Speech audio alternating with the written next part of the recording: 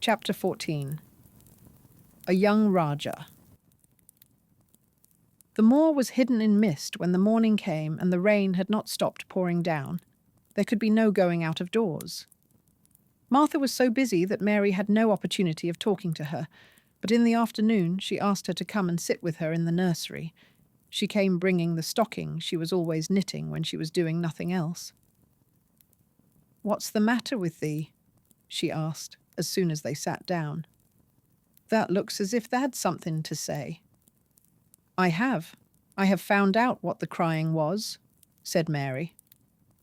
Martha let her knitting drop on her knee and gazed at her with startled eyes. "There hasn't," she exclaimed. "Never." "I heard it in the night," Mary went on, "and I got up and went to see where it came from. It was Colin. I found him." Martha's face became red with fright. "Miss Mary," she said, half crying. "Thou shouldn't have done it. Thou shouldn't. They'll get me in trouble. I never told thee nothing about him, but they'll get me in trouble. I shall lose my place, and what'll mother do?" "You won't lose your place," said Mary. "He was glad I came.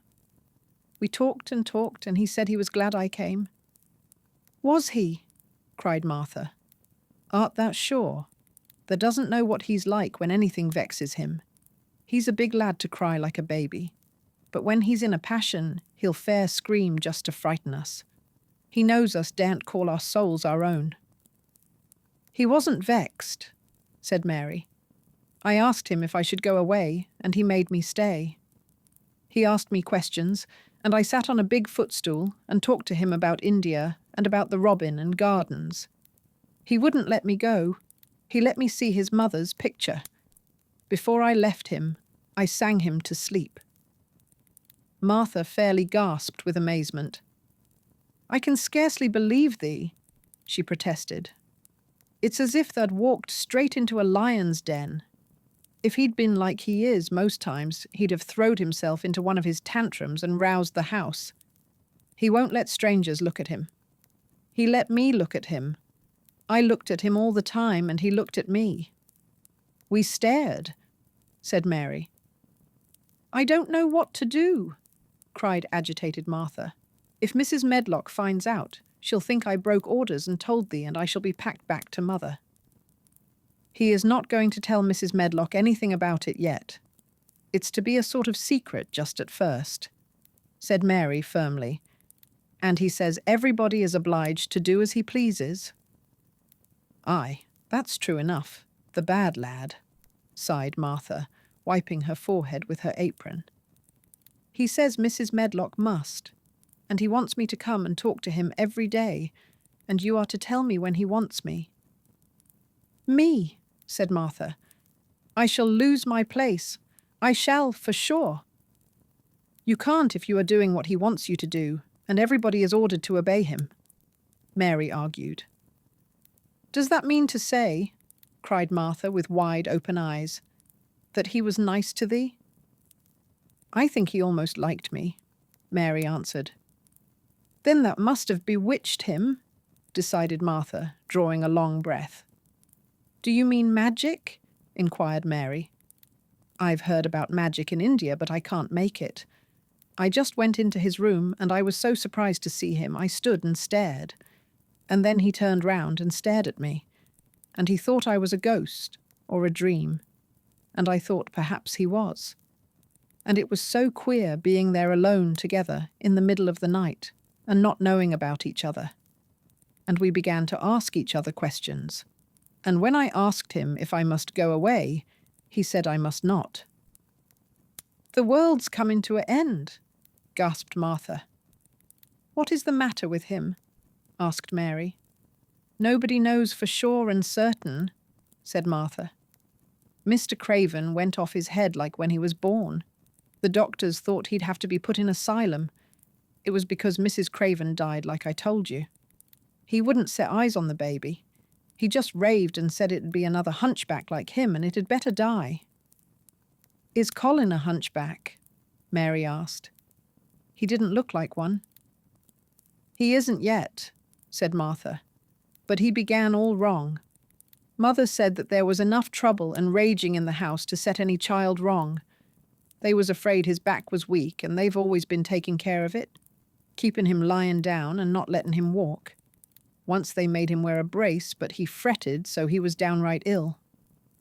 Then a big doctor came to see him and made them take it off. He talked to the other doctor quite rough, in a polite way. He said there'd been too much medicine and too much letting him have his own way. "I think he's a very spoiled boy," said Mary. "He's the worst young nowt as ever was," said Martha. "I won't say as he hasn't been ill a good bit. He's had coughs and colds that's nearly killed him 2 or 3 times. Once he had rheumatic fever, and once he had typhoid." "Eh?" Mrs. Medlock did get a fright then. He'd been out of his head, and she was talking to the nurse, thinking he didn't know nothing. And she said, "He'll die this time sure enough, and best thing for him and for everybody." And she looked at him, and there he was, with his big eyes open, staring at her as sensible as she was herself. She didn't know what had happened, but he just stared at her and says, "You give me some water, and stop talking." "Do you think he will die?" asked Mary. "Mother says there's no reason why any child should live that gets no fresh air and doesn't do nothing but lie on his back and read picture books and take medicine. He's weak and hates the trouble of being taken out of doors. And he gets cold so easy, he says it makes him ill." Mary sat and looked at the fire. "I wonder," she said slowly, "if it would not do him good to go out into a garden and watch things growing. It did me good." "One of the worst fits he ever had," said Martha, "was one time they took him out where the roses is by the fountain. He'd been reading in a paper about people getting something he called rose cold, and he began to sneeze and said he'd got it. And then a new gardener as didn't know the rules passed by and looked at him curious. He threw himself into a passion, and he said he'd looked at him because he was going to be a hunchback. He cried himself into a fever and was ill all night. "If he ever gets angry at me, I'll never go and see him again," said Mary. "He'll have thee if he wants thee," said Martha. "That may as well know that at the start." Very soon afterward a bell rang, and she rolled up her knitting. "I dare say the nurse wants me to stay with him a bit," she said. "I hope he's in a good temper." She was out of the room about 10 minutes, and then she came back with a puzzled expression. "Well, that has bewitched him," she said. "He's up on his sofa with his picture books. He's told the nurse to stay away until 6 o'clock. I'm to wait in the next room. The minute she was gone, he called me to him and says, 'I want Mary Lennox to come and talk to me. And remember, you're not to tell anyone. You'd better go as quick as you can.'" Mary was quite willing to go quickly. She did not want to see Colin as much as she wanted to see Dickon, but she wanted to see him very much. There was a bright fire on the hearth when she entered his room, and in the daylight she saw it was a very beautiful room indeed. There were rich colours in the rugs and hangings and pictures and books on the walls, which made it look glowing and comfortable, even in spite of the grey sky and falling rain. Colin looked rather like a picture himself. He was wrapped in a velvet dressing gown and sat against a big brocaded cushion. He had a red spot on each cheek. "Come in," he said. "I've been thinking about you all morning." "I've been thinking about you too," answered Mary. "You don't know how frightened Martha is. She says Mrs. Medlock will think she told me about you and then she will be sent away." He frowned. "Go and tell her to come here," he said. "She is in the next room." Mary went and brought her back. Poor Martha was shaking in her shoes. Colin was still frowning. "Have you to do what I please, or have you not?" he demanded. "I have to do what you please, sir," Martha faltered, turning quite red. "Has Medlock to do what I please?" "Everybody has, sir," said Martha. "Well then, if I order you to bring Miss Mary to me, How can Medlock send you away if she finds it out?" "Please don't let her, sir," pleaded Martha. "I'll send her away if she dares to say a word about such a thing," said Master Craven grandly. "She wouldn't like that, I can tell you." "Thank you, sir," bobbing a curtsy. "I want to do my duty, sir." "What I want is your duty," said Colin more grandly still. "I'll take care of you. Now go away." When the door closed behind Martha, Colin found Mistress Mary gazing at him as if he had set her wondering. "Why do you look at me like that?" he asked her. "What are you thinking about?" "I am thinking about two things." "What are they?" "Sit down and tell me."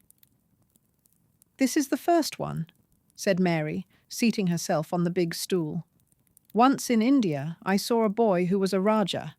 He had rubies and emeralds and diamonds stuck all over him.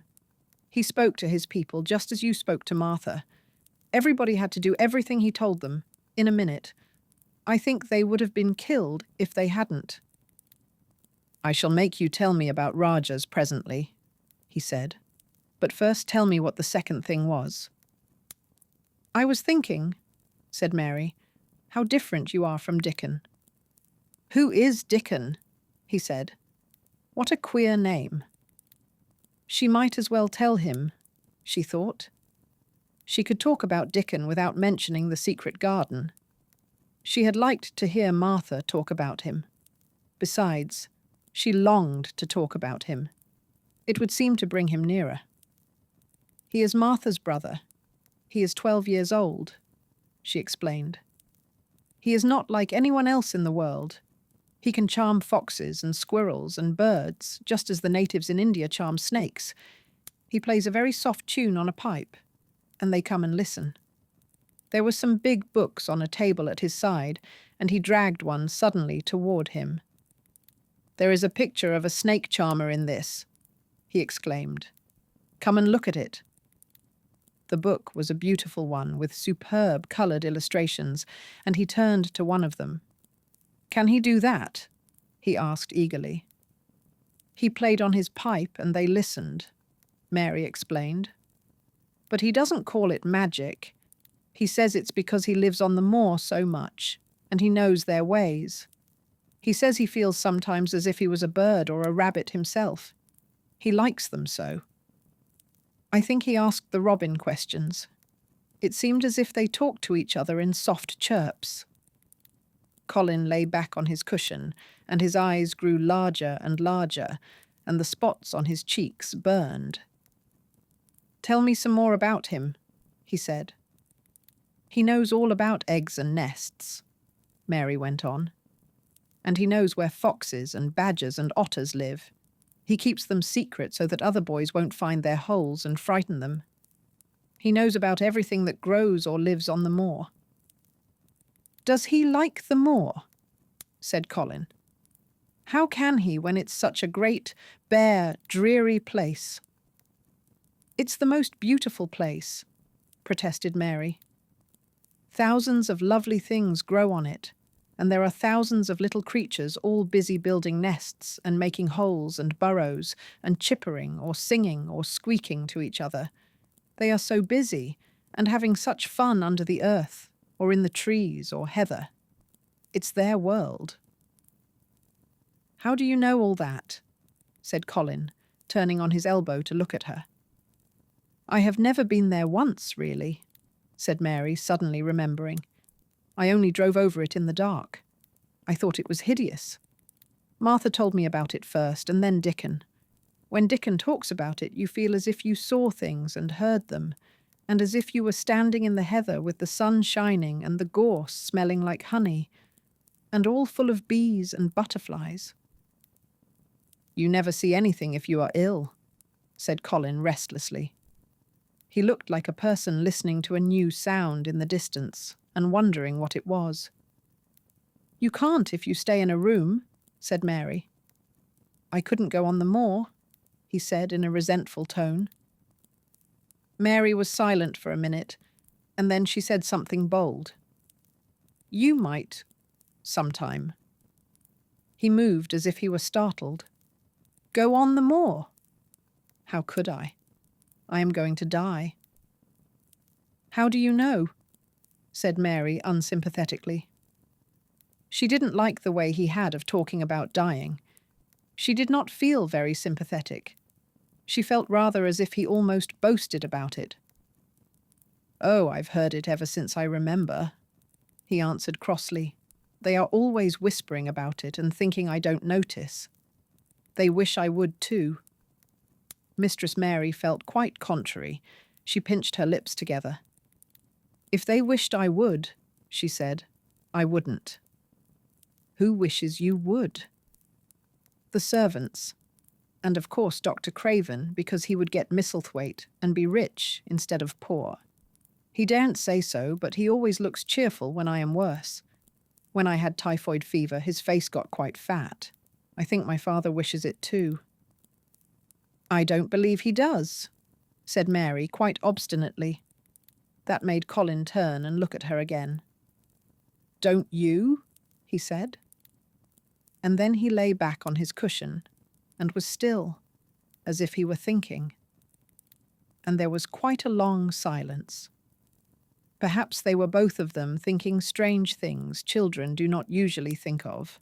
"I like the Grand Doctor from London, because he made them take the iron thing off," said Mary at last. "Did he say you were going to die?" "No." "What did he say?" "He didn't whisper," Colin answered. "Perhaps he knew I hated whispering. I heard him say one thing quite aloud.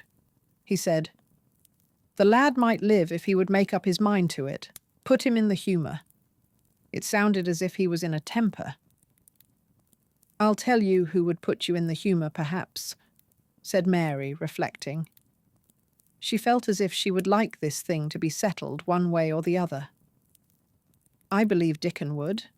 He's always talking about live things. He never talks about dead things or things that are ill. He's always looking up in the sky to watch birds flying, or looking down at the earth to see something growing. He has such round blue eyes, and they are so wide open with looking about, and he laughs such a big laugh with his wide mouth, and his cheeks are as red as cherries." She pulled her stool nearer to the sofa, and her expression quite changed at the remembrance of the wide, curving mouth and wide open eyes. "See here," she said. "Don't let us talk about dying. I don't like it. Let us talk about living. Let us talk, and talk about Dickon. And then we will look at your pictures." It was the best thing she could have said. To talk about Dickon meant to talk about the moor and about the cottage and the 14 people who lived in it on 16 shillings a week, and the children who got fat on the moor grass like the wild ponies, and about Dickon's mother, and the skipping rope, and the moor with the sun on it, and about pale green points sticking up out of the black sod. And it was all so alive that Mary talked more than she had ever talked before. And Colin both talked and listened as he had never done either before. And they both began to laugh over nothings, as children will when they are happy together. And they laughed so that in the end they were making as much noise as if they had been two ordinary, healthy, natural 10-year-old creatures, instead of a hard, little, unloving girl and a sickly boy who believed that he was going to die. They enjoyed themselves so much that they forgot the pictures and they forgot about the time. They had been laughing quite loudly over Ben Weatherstaff and his robin, and Colin was actually sitting up as if he had forgotten about his weak back when he suddenly remembered something. "Do you know there is one thing we have never once thought of?" he said. "We are cousins." It seemed so queer that they had talked so much and never remembered this simple thing that they laughed more than ever, because they had got into the humour to laugh at anything. And in the midst of the fun, the door opened and in walked Dr. Craven and Mrs. Medlock. Dr. Craven started in actual alarm, and Mrs. Medlock almost fell back because he had accidentally bumped against her. "Good Lord!" exclaimed poor Mrs. Medlock, with her eyes almost starting out of her head. "Good Lord!" "What is this?" said Dr. Craven, coming forward. "What does it mean?" Then Mary was reminded of the boy Rajah again. Colin answered, as if neither the doctor's alarm nor Mrs. Medlock's terror were of the slightest consequence. He was as little disturbed or frightened as if an elderly cat and dog had walked into the room. "This is my cousin, Mary Lennox," he said. "I asked her to come and talk to me. I like her. She must come and talk to me whenever I send for her." Dr. Craven turned reproachfully to Mrs. Medlock. "Oh, sir," she panted. "I don't know how it's happened. There's not a servant on the place that'd dare to talk. They all have their orders." "Nobody told her anything," said Colin. "She heard me crying and found me herself. I am glad she came. Don't be silly, Medlock." Mary saw that Dr. Craven did not look pleased, but it was quite plain that he dare not oppose his patient. He sat down by Colin and felt his pulse. "I'm afraid there has been too much excitement. Excitement is not good for you, my boy," he said. "I should be excited if she kept away," answered Colin, his eyes beginning to look dangerously sparkling. "I am better. She makes me better. The nurse must bring up her tea with mine.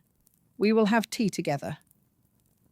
Mrs. Medlock and Dr. Craven looked at each other in a troubled way, but there was evidently nothing to be done.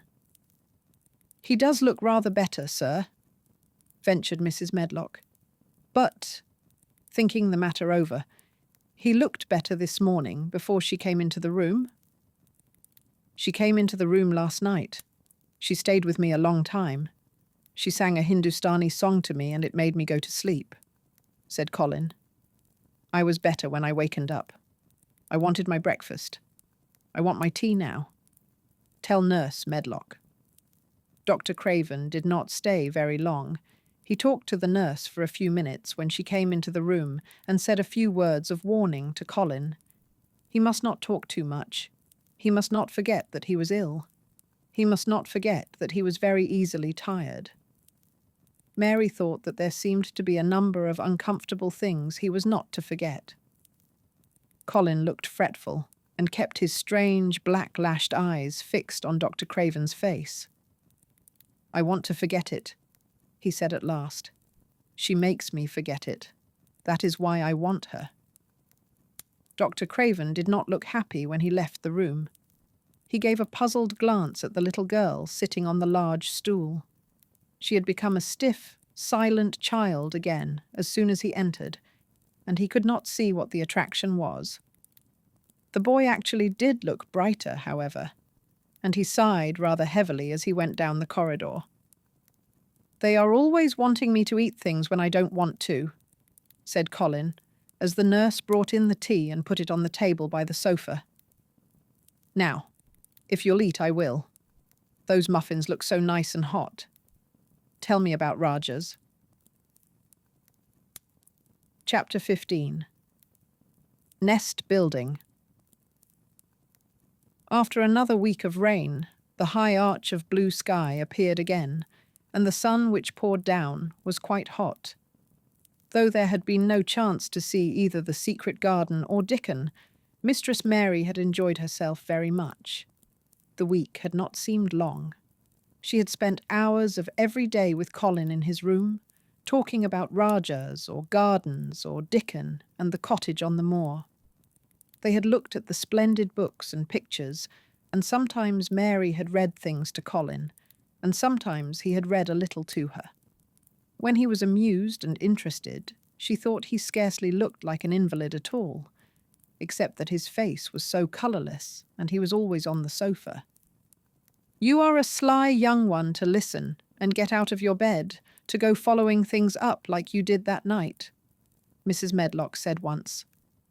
"But there's no saying it's not been a sort of blessing to the lot of us. He's not had a tantrum or a whining fit since you made friends. The nurse was just going to give up the case because she was so sick of him, but but she says she doesn't mind staying now you've gone on duty with her. Laughing a little. In her talks with Colin, Mary had tried to be very cautious about the secret garden. There were certain things she wanted to find out from him, but she felt that she must find them out without asking him direct questions. In the first place, as she began to like to be with him, she wanted to discover whether he was the kind of boy you could tell a secret to. He was not in the least like Dickon, but he was evidently so pleased with the idea of a garden no one knew anything about that she thought perhaps he could be trusted. But she had not known him long enough to be sure. The second thing she wanted to find out was this: if he could be trusted, if he really could, wouldn't it be possible to take him to the garden without having anyone find it out? The Grand Doctor had said that he must have fresh air, and Colin had said that he would not mind fresh air in a secret garden. Perhaps if he had a great deal of fresh air, and knew Dickon and the robin, and saw things growing, he might not think so much about dying. Mary had seen herself in the glass sometimes lately, when she had realized that she looked quite a different creature from the child she had seen when she arrived from India. This child looked nicer. Even Martha had seen a change in her. "The air from the moor has done thee good already," she had said. "Thou'rt not nigh so yeller, and thou'rt not nigh so scrawny. Even their hair doesn't slamp down on their head so flat. It's got some life in it so as it sticks out a bit." "It's like me," said Mary. "It's growing stronger and fatter. I'm sure there's more of it." "It looks it, for sure," said Martha, ruffling it up a little round her face. "Thou'rt not half so ugly when it's that way, and there's a bit of red in the cheeks." If gardens and fresh air had been good for her, perhaps they would be good for Colin. But then, if he hated people to look at him, perhaps he would not like to see Dickon. "Why does it make you angry when you are looked at?" she inquired one day. "I always hated it," he answered, "even when I was very little. Then when they took me to the seaside, and I used to lie in my carriage, everybody used to stare, and ladies would stop and talk to my nurse, and then they would begin to whisper, and I knew then they were saying I shouldn't live to grow up. Then sometimes the ladies would pat my cheeks and say, 'Poor child.' Once when a lady did that, I screamed out loud and bit her hand. She was so frightened she ran away."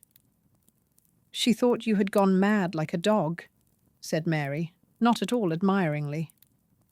"I don't care what she thought," said Colin, frowning. "I wonder why you didn't scream and bite me when I came into your room," said Mary. Then she began to smile slowly. "I thought you were a ghost or a dream," he said. "You can't bite a ghost or a dream, and if you scream, they don't care." "Would you hate it if a boy looked at you?" Mary asked uncertainly. He lay back on his cushion and paused thoughtfully. "There's one boy," he said quite slowly, as if he were thinking over every word. "There's one boy I believe I shouldn't mind. It's that boy who knows where the foxes live. Dickon." "I'm sure you wouldn't mind him," said Mary.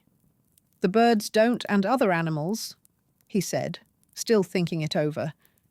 "Perhaps that's why I shouldn't. He's a sort of animal charmer, and I am a boy animal." Then he laughed, and she laughed too. In fact, it ended in their both laughing a great deal, and finding the idea of a boy animal hiding in his hole very funny indeed. What Mary felt afterward was that she need not fear about Dickon. On that first morning when the sky was blue again, Mary wakened very early.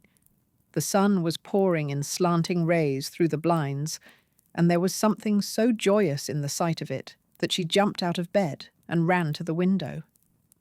She drew up the blinds and opened the window itself, and a great waft of fresh, scented air blew in upon her.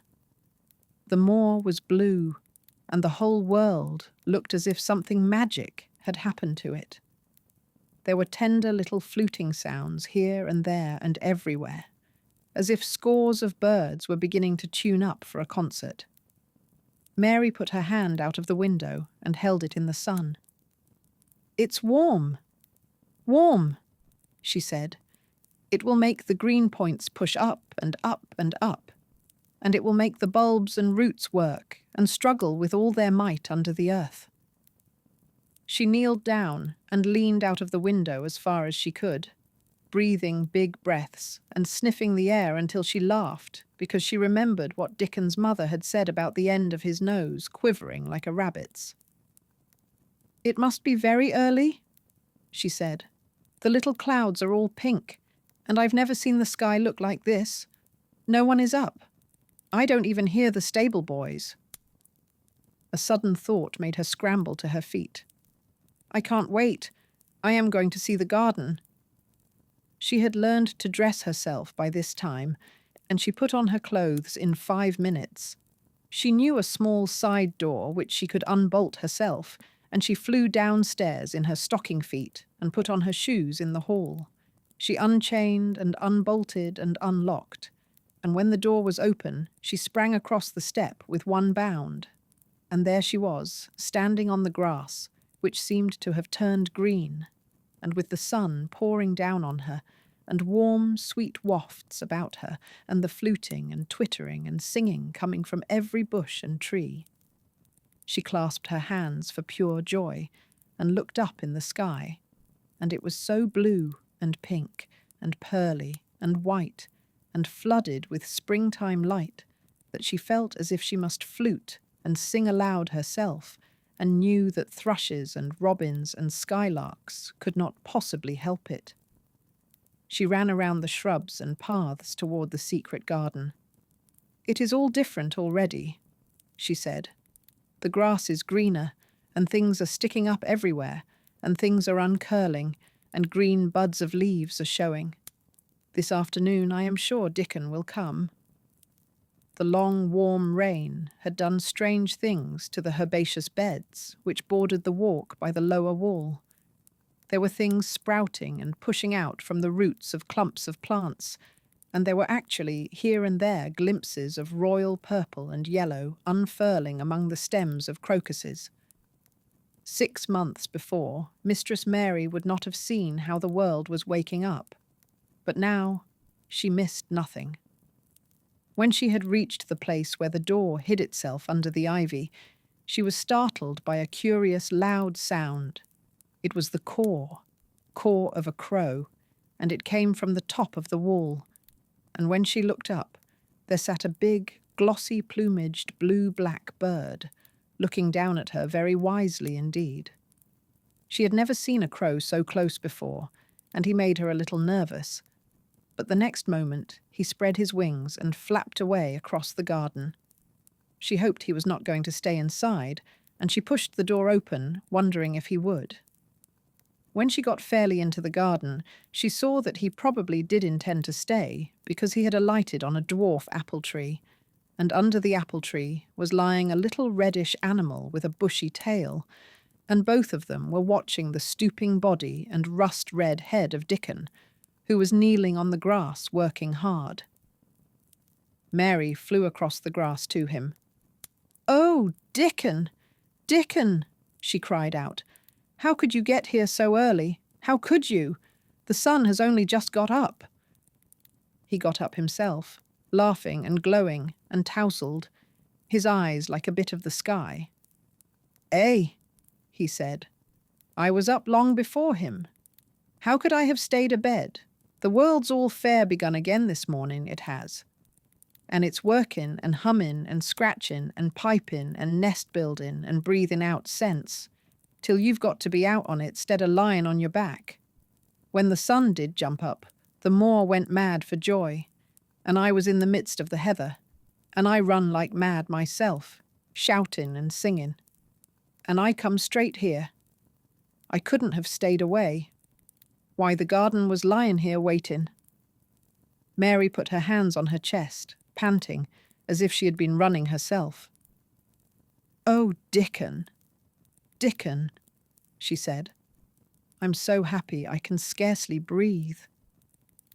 Seeing him talking to a stranger, the little bushy-tailed animal rose from its place under the tree and came to him, and the rook, cawing once, flew down from its branch and settled quietly on his shoulder. "This is the little fox cub," he said, rubbing the little reddish animal's head. "It's named Captain, and this here's Soot. Soot he flew across the moor with me, and Captain, he runs same as if the hounds had been after him. They both felt same as I did." Neither of the creatures looked as if he were the least afraid of Mary. When Dickon began to walk about, Soot stayed on his shoulder, and Captain trotted quietly close to his side. "See here," said Dickon. "See how these has pushed up, and these and these. And look at these here." He threw himself upon his knees, and Mary went down beside him. They had come upon a whole clump of crocuses burst into purple and orange and gold. Mary bent her face down and kissed them. "You never kiss a person in that way," she said when she lifted her head. "Flowers are so different." He looked puzzled, but smiled. He said, "I've kissed Mother many a time that way when I come in from the moor after a day's roamin', and she stood there at the door in the sun, looking so glad and comfortable." They ran from one part of the garden to another and found so many wonders that they were obliged to remind themselves that they must whisper or speak low.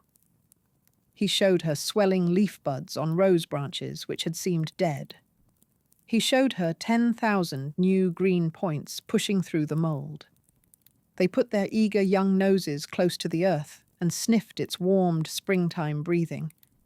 They dug and pulled and laughed low with rapture until Mistress Mary's hair was as tumbled as Dickon's, and her cheeks were almost as poppy red as his. There was every joy on earth in the secret garden that morning, and in the midst of them came a delight more delightful than all, because it was more wonderful. Swiftly something flew across the wall and darted through the trees to a close-grown corner, a little flare of red-breasted bird with something hanging from its beak. Dickon stood quite still and put his hand on Mary, almost as if they had suddenly found themselves laughing in a church. "We munnot stir," he whispered in broad Yorkshire. "We munnot scarce breathe. I knowed he was mate hunting when I seed him last. It's Ben Weatherstaff's robin. He's building his nest. He'll stay here if us don't flight him." They settled down softly upon the grass and sat there without moving. "Us mustn't seem as if us was watching him too close," said Dickon. "He'd be out with us for good if he got the notion us was interfering now. He'll be a good bit different till all this is over. He's setting up housekeeping. He'll be shyer and readier to take things ill. He's got no time for visiting and gossiping. Us must keep still a bit and try to look as if us was grass and trees and bushes. Then when he's got used to seeing us, I'll chirp a bit, and he'll know us'll not be in his way." Mistress Mary was not at all sure that she knew, as Dickon seemed to, how to try to look like grass and trees and bushes. But he had said the queer thing as if it were the simplest and most natural thing in the world, and she felt it must be quite easy to him. And indeed she watched him for a few minutes carefully, wondering if it was possible for him to quietly turn green and put out branches and leaves. But he only sat wonderfully still, and when he spoke, dropped his voice to such a softness that it was curious that she could hear him, but she could. "It's part of the springtime, this nest-building is," he said. "I warrant it's been going on in the same way every year since the world was begun. They've got their way of thinking and doing things, and a body had better not meddle. You can lose a friend in springtime easier than any other season if you're too curious." "If we talk about him, I can't help looking at him," Mary said as softly as possible. "We must talk of something else. There is something I want to tell you." "He'll like it better if us talks of something else," said Dickon. "What is it there's got to tell me?" "Well, do you know about Colin?" she whispered. He turned his head to look at her. "What does that know about him?" he asked. "I've seen him. I have been to talk to him every day this week. He wants me to come. He says I'm making him forget about being ill and dying," answered Mary. Dickon looked actually relieved as soon as the surprise died away from his round face. "I am glad of that," he exclaimed. "I'm right down glad. It makes me easier. I knowed I must say nothing about him, and I don't like having to hide things."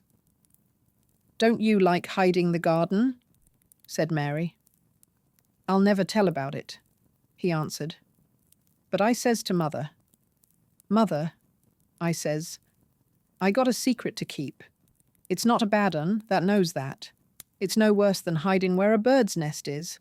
That doesn't mind it, does that?'" Mary always wanted to hear about Mother. "What did she say?" she asked, not at all afraid to hear. Dickon grinned sweet-temperedly. "It was just like her, what she said," he answered. "She give my head a bit of a rub and laughed, and she says, 'Eh, lad, thou can have all the secrets that likes. I've knowed thee 12 year.'" "How did you know about Colin?" asked Mary. "Everybody as knowed about Mester Craven knowed there was a little lad as was like to be a cripple, and they knowed Mester Craven didn't like him to be talked about. Folks is sorry for Mester Craven because Mrs. Craven was such a pretty young lady, and they was so fond of each other. Mrs. Medlock stops in our cottage whenever she goes to Thwaite, and she doesn't mind talking to Mother before us children, because she knows us has been brought up to be trusty. How did thou find out about him? Martha was in fine trouble the last time she came home. She said they'd heard him fretting, and that was asking questions, and she didn't know what to say." Mary told him her story about the midnight wuthering of the wind which had wakened her, and about the faint, far-off sounds of the complaining voice which had led her down the dark corridors with her candle, and had ended with her opening of the door of the dimly lighted room with the carven, four-posted bed in the corner. When she described the small ivory-white face and the strange black-rimmed eyes, Dickon shook his head. "Them's just like his mother's eyes, only hers was always laughing, they say," he said. "They say as Mr. Craven can't bear to see him when he's awake, and it's because his eyes is so like his mother's, and yet looks so different in his miserable bit of a face." "Do you think he wants him to die?" whispered Mary. "No, but he wishes he'd never been born. Mother, she says that's the worst thing on earth for a child. Them as is not wanted scarce ever thrives. Mester Craven, he'd buy anything as money could buy for the poor lad, but he'd like to forget as he's on earth. For one thing, he's afraid he'll look at him some day and find he's growed hunchback."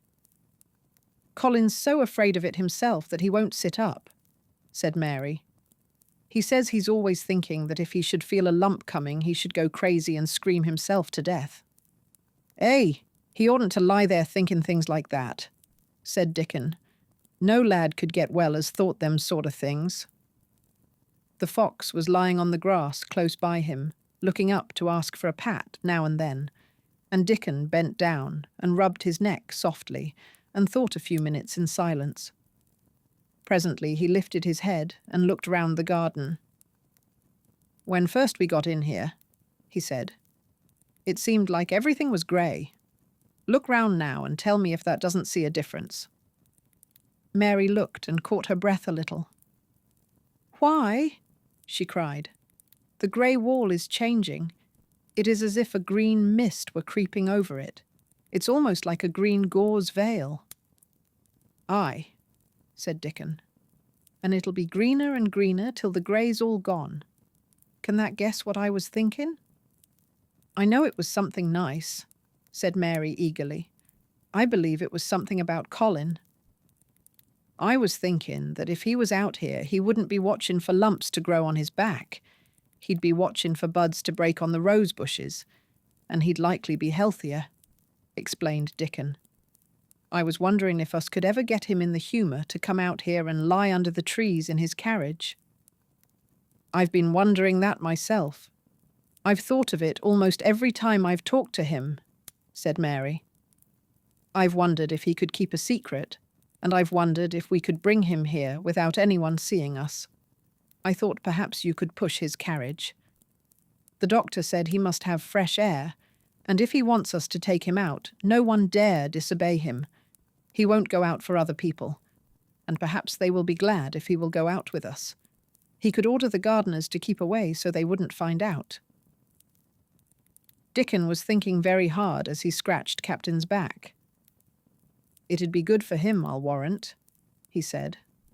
Us not be thinking he'd better never been born. Us be just 2 children watching a garden grow, and he'd be another. 2 lads and a little lass just looking on at the springtime. I warrant it'd be better than doctor's stuff. He's been lying in his room so long, and he's always been so afraid of his back that it has made him queer, said Mary. He knows a good many things out of books, but he doesn't know anything else. He says he has been too ill to notice things, and he hates going out of doors and hates gardens and gardeners. But he likes to hear about this garden because it is a secret. I daren't tell him much, but he said he wanted to see it. Us'll have him out here sometime for sure, said Dickon. I could push his carriage well enough. Has that noticed how the robin and his mate has been working while we've been sitting here? Look at him perched on that branch, wondering where it'd be best to put that twig he's got in his beak. He made one of his low whistling calls, and the robin turned his head and looked at him inquiringly, still holding his twig. Dickon spoke to him as Ben Weatherstaff did, but Dickon's tone was one of friendly advice. Where's ever thou puts it, he said. It'll be all right. That knew how to build their nest before that came out of the egg. Get on with thee, lad. Thou'st got no time to lose. Oh, I do like to hear you talk to him, Mary said, laughing delightedly. Ben Weatherstaff scolds him and makes fun of him, and he hops about and looks as if he understood every word, and I know he likes it. Ben Weatherstaff says he is so conceited he would rather have stones thrown at him than not be noticed. Dickon laughed too, and went on talking. Thou knows us won't trouble thee, he said to the robin. Us is near being wild things ourselves. Us is nest building too, bless thee. Look out that doesn't tell on us. And though the robin did not answer, because his beak was occupied, Mary knew that when he flew away with his twig to his own corner of the garden, the darkness of his dew-bright eye meant that he would not tell their secret for the world. Chapter 16. I won't, said Mary. They found a great deal to do that morning, and Mary was late in returning to the house, and was also in such a hurry to get back to her work that she quite forgot Colin until the last moment.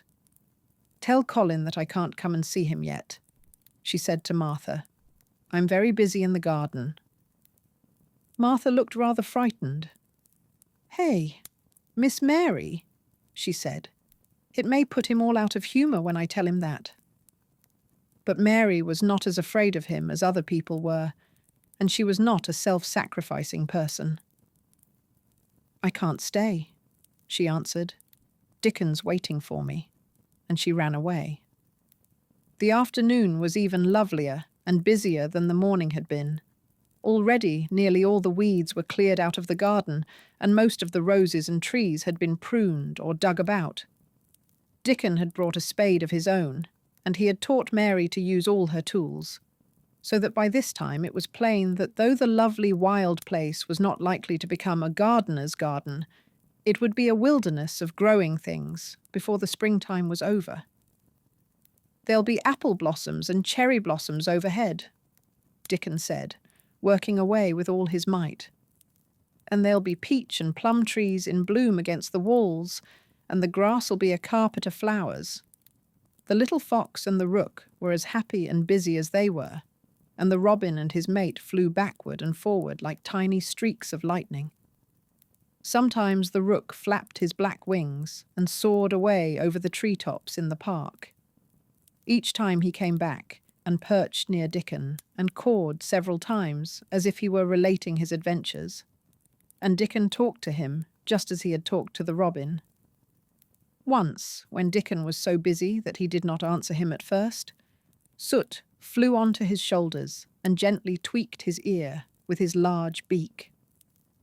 When Mary wanted to rest a little, Dickon sat down with her under a tree, and once he took his pipe out of his pocket and played the soft, strange little notes, and 2 squirrels appeared on the wall and looked and listened. "That's a good bit stronger than that was," Dickon said, looking at her as she was digging. "That's beginning to look different, for sure."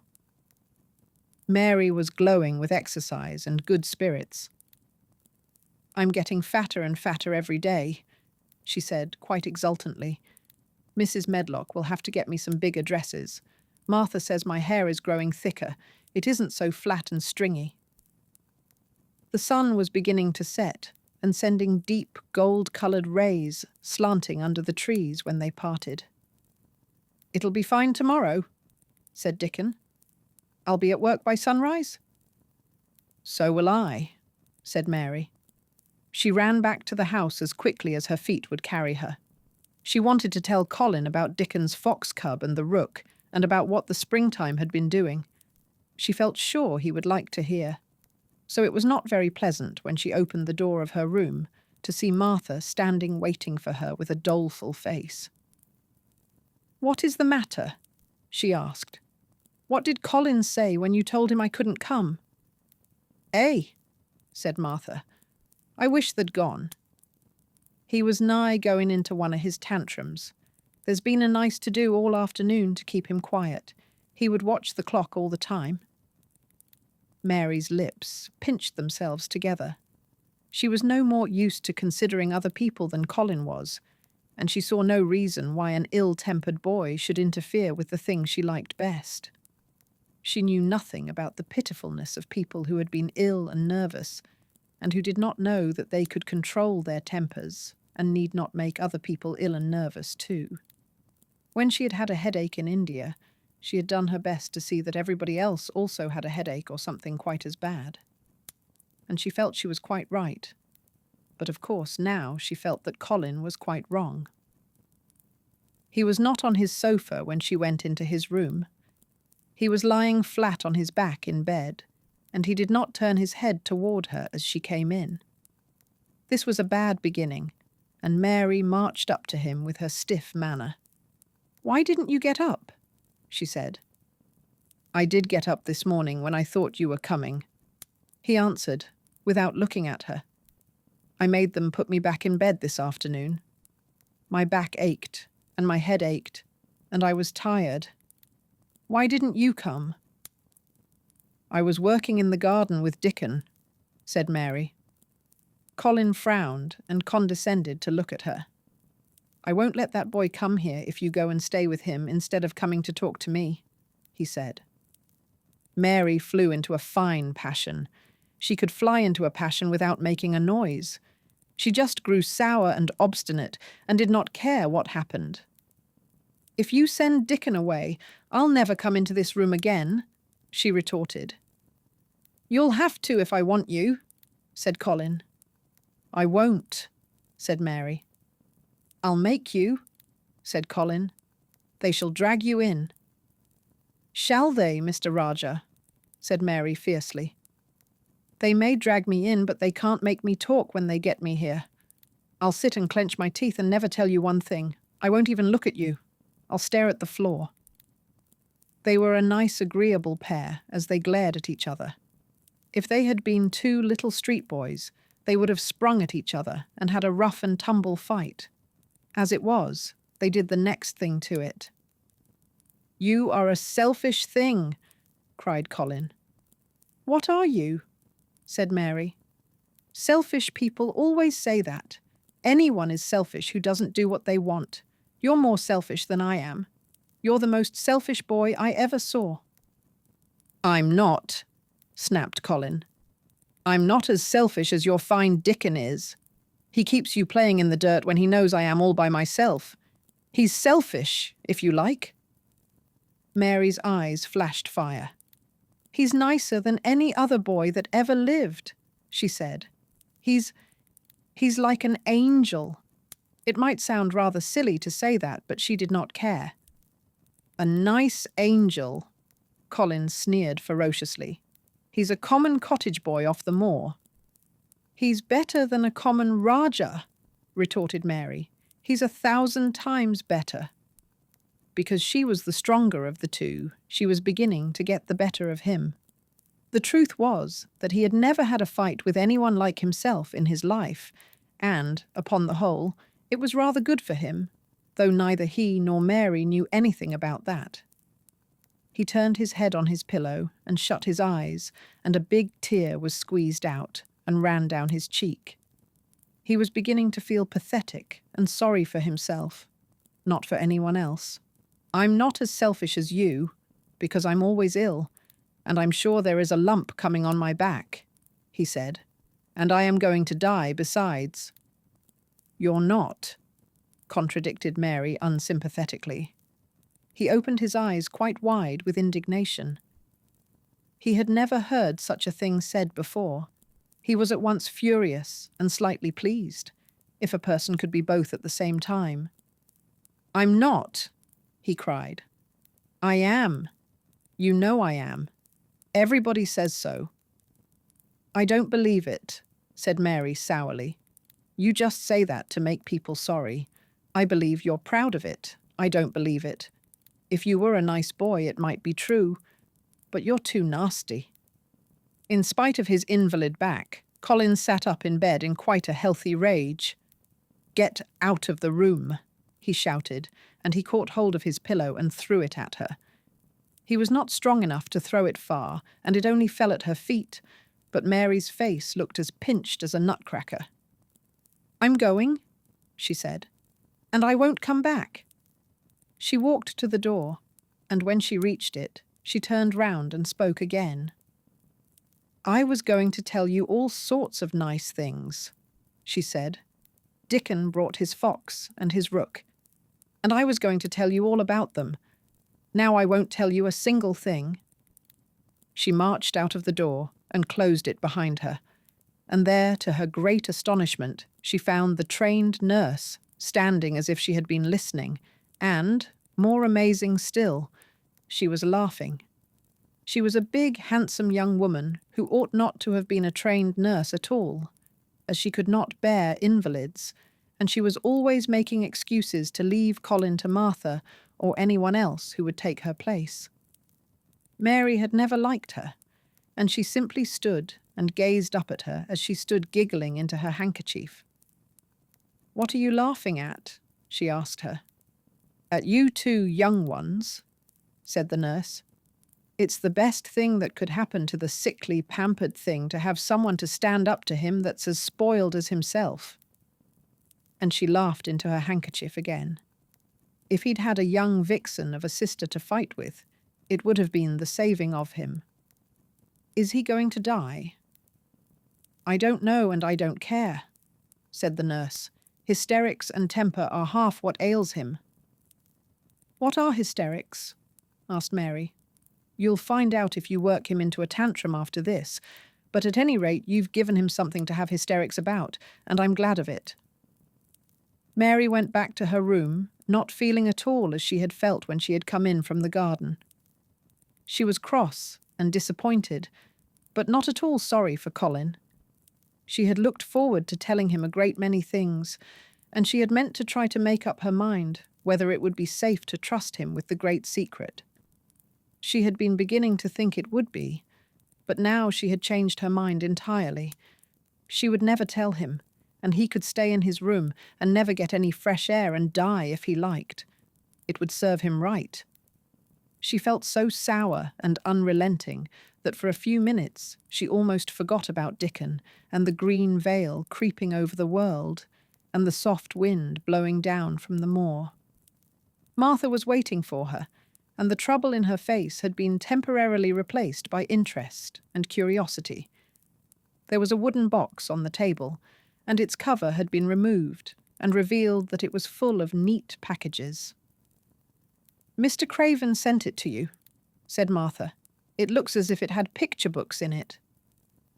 Mary remembered what he had asked her the day she had gone to his room. "Do you want anything? Dolls? Toys? Books?" She opened the package, wondering if he had sent a doll, and also wondering what she should do with it, if he had. But he had not sent one. There were several beautiful books, such as Colin had, and 2 of them were about gardens and were full of pictures. There were 2 or 3 games, and there was a beautiful little writing case with a gold monogram on it and a gold pen and inkstand. Everything was so nice that her pleasure began to crowd her anger out of her mind.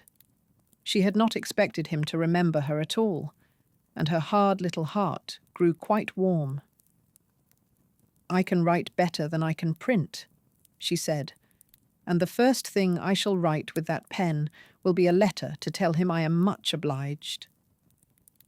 If she had been friends with Colin, she would have run to show him her presents at once, and they would have looked at the pictures and read some of the gardening books and perhaps tried playing the games, and he would have enjoyed himself so much.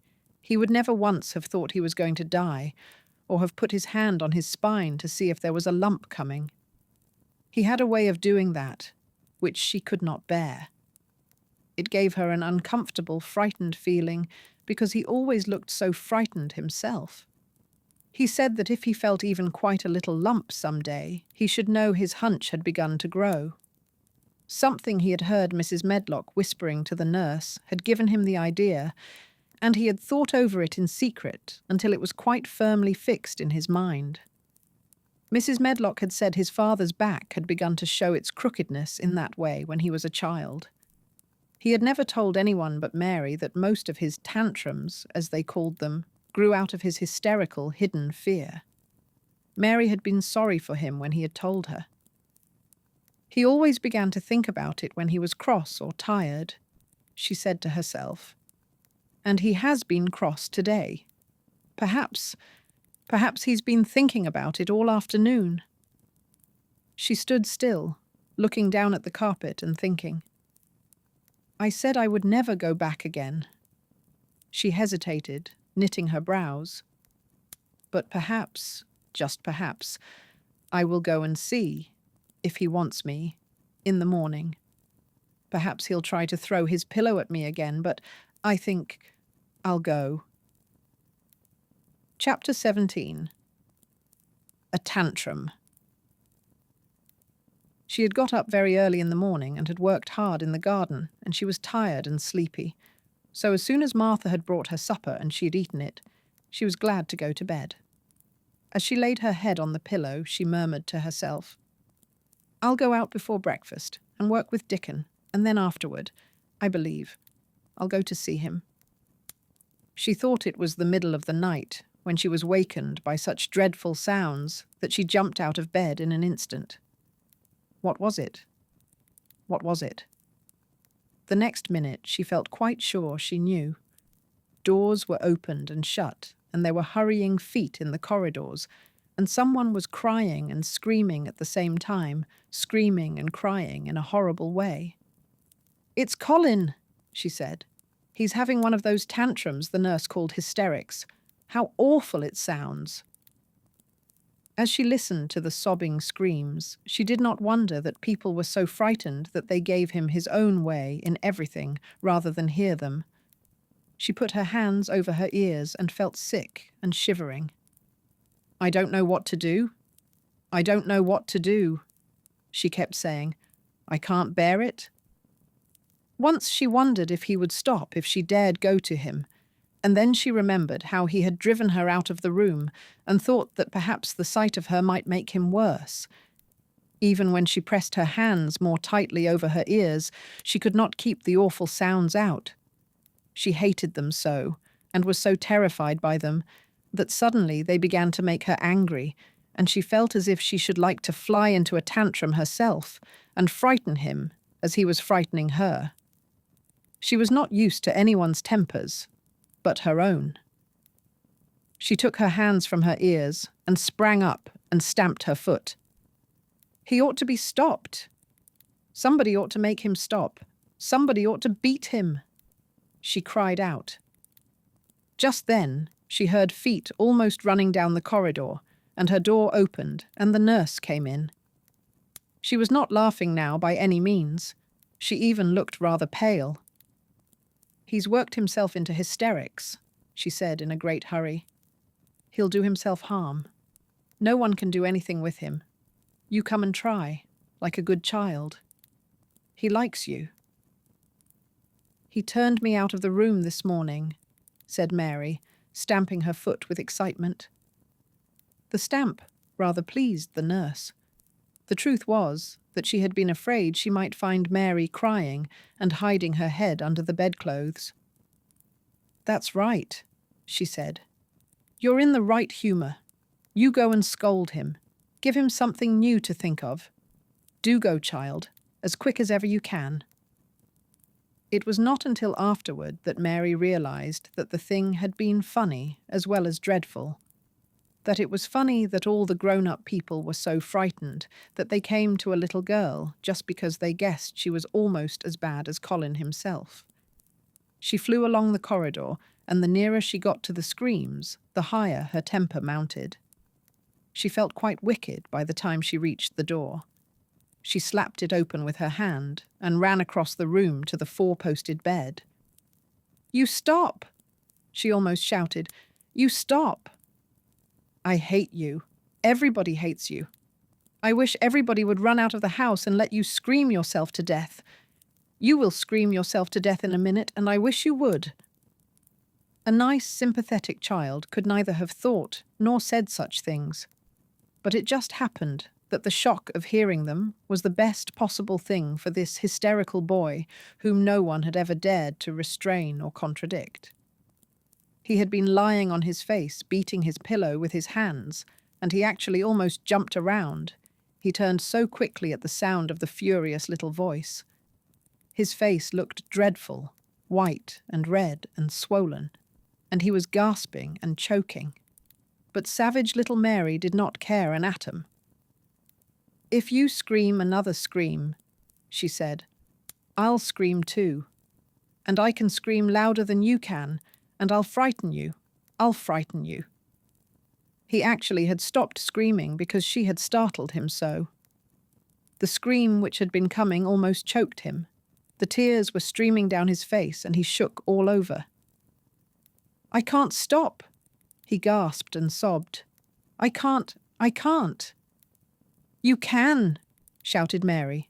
"Half that ails you is hysterics and temper. Just hysterics, hysterics, hysterics." And she stamped each time she said it. "I felt the lump. I felt it," choked out Colin. "I knew I should. I shall have a hunch on my back, and then I shall die." And he began to writhe again, and turned on his face and sobbed and wailed, but he didn't scream. "You didn't feel a lump," contradicted Mary fiercely. "If you did, it was only a hysterical lump. Hysterics makes lumps. There's nothing the matter with your horrid back, nothing but hysterics. Turn over and let me look at it." She liked the word hysterics, and felt somehow as if it had an effect on him. He was probably like herself, and had never heard it before. "Nurse," she commanded, "come here and show me his back this minute." The nurse, Mrs. Medlock, and Martha had been standing huddled together near the door, staring at her, their mouths half open. All three had gasped with fright more than once. The nurse came forward as if she were half afraid. Colin was heaving with great breathless sobs. "Perhaps he won't let me?" She hesitated in a low voice. Colin heard her, however, and he gasped out between two sobs. "Shh! Show her. She'll see then." It was a poor thin back to look at when it was bared. Every rib could be counted and every joint of the spine, though Mistress Mary did not count them as she bent over and examined them with a solemn, savage little face. She looked so sour and old-fashioned that the nurse turned her head aside to hide the twitching of her mouth. There was just a minute's silence, for even Colin tried to hold his breath while Mary looked up and down his spine, and down and up, as intently as if she had been the great doctor from London. "There's not a single lump there," she said at last. "There's not a lump as big as a pin, except backbone lumps, and you can only feel them because you're thin. I've got backbone lumps myself, and they used to stick out as much as yours do until I began to get fatter, and I am not fat enough yet to hide them.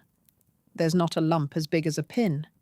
If you ever say there is again, I shall laugh." No one but Colin himself knew what effect those crossly spoken childish words had on him.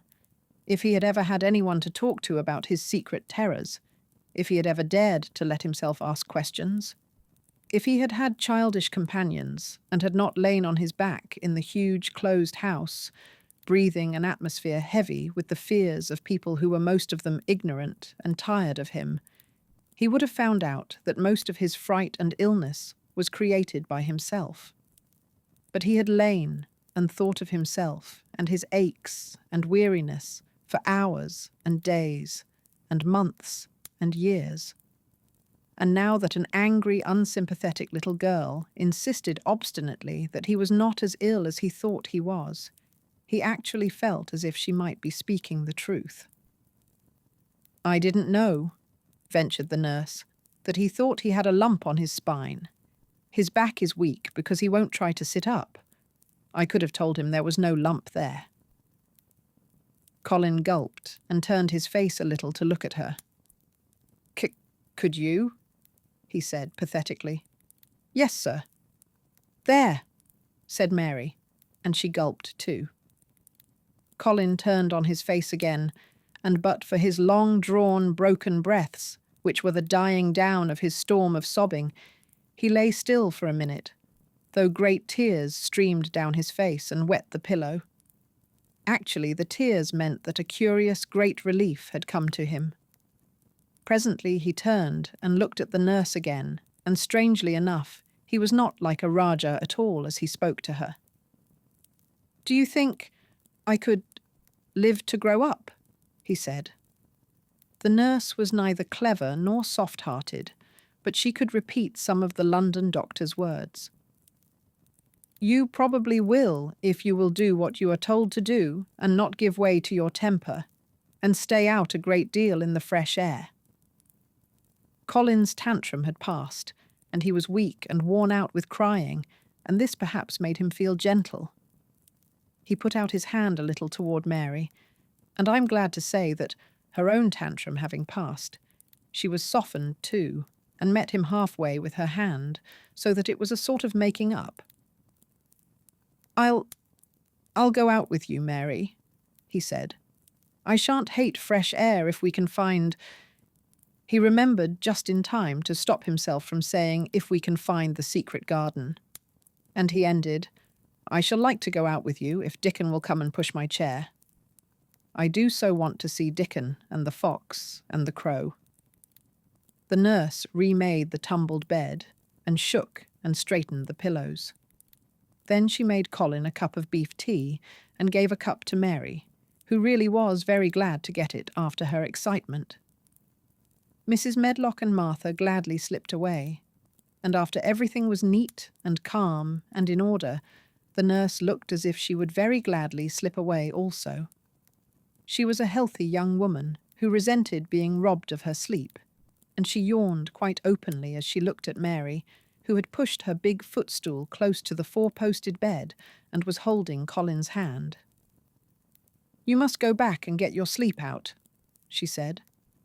"He'll drop off after a while, if he's not too upset. Then I'll lie down myself in the next room." "Would you like me to sing you that song I learned from my ayah?"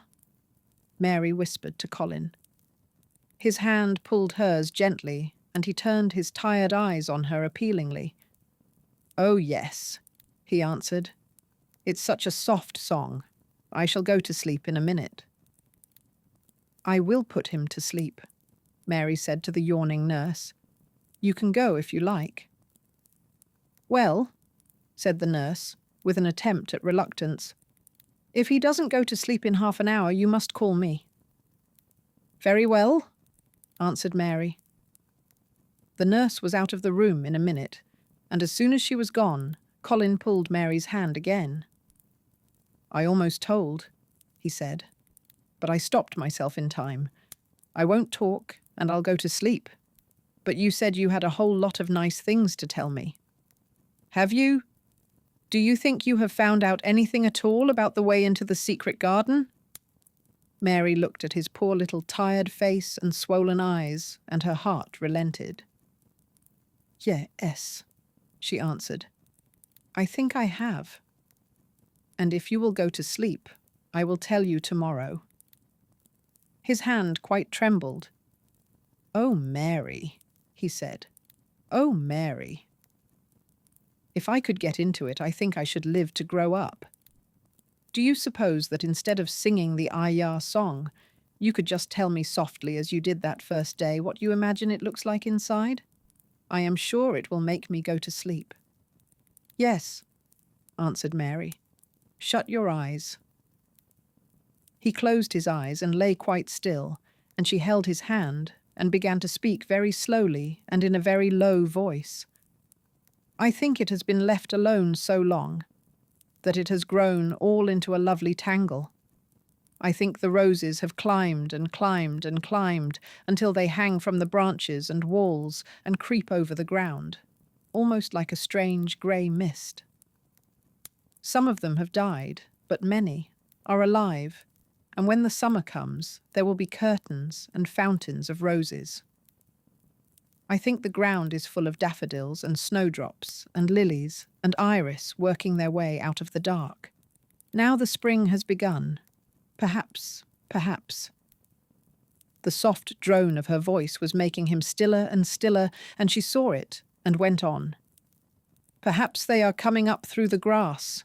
Perhaps there are clusters of purple crocuses and gold ones, even now.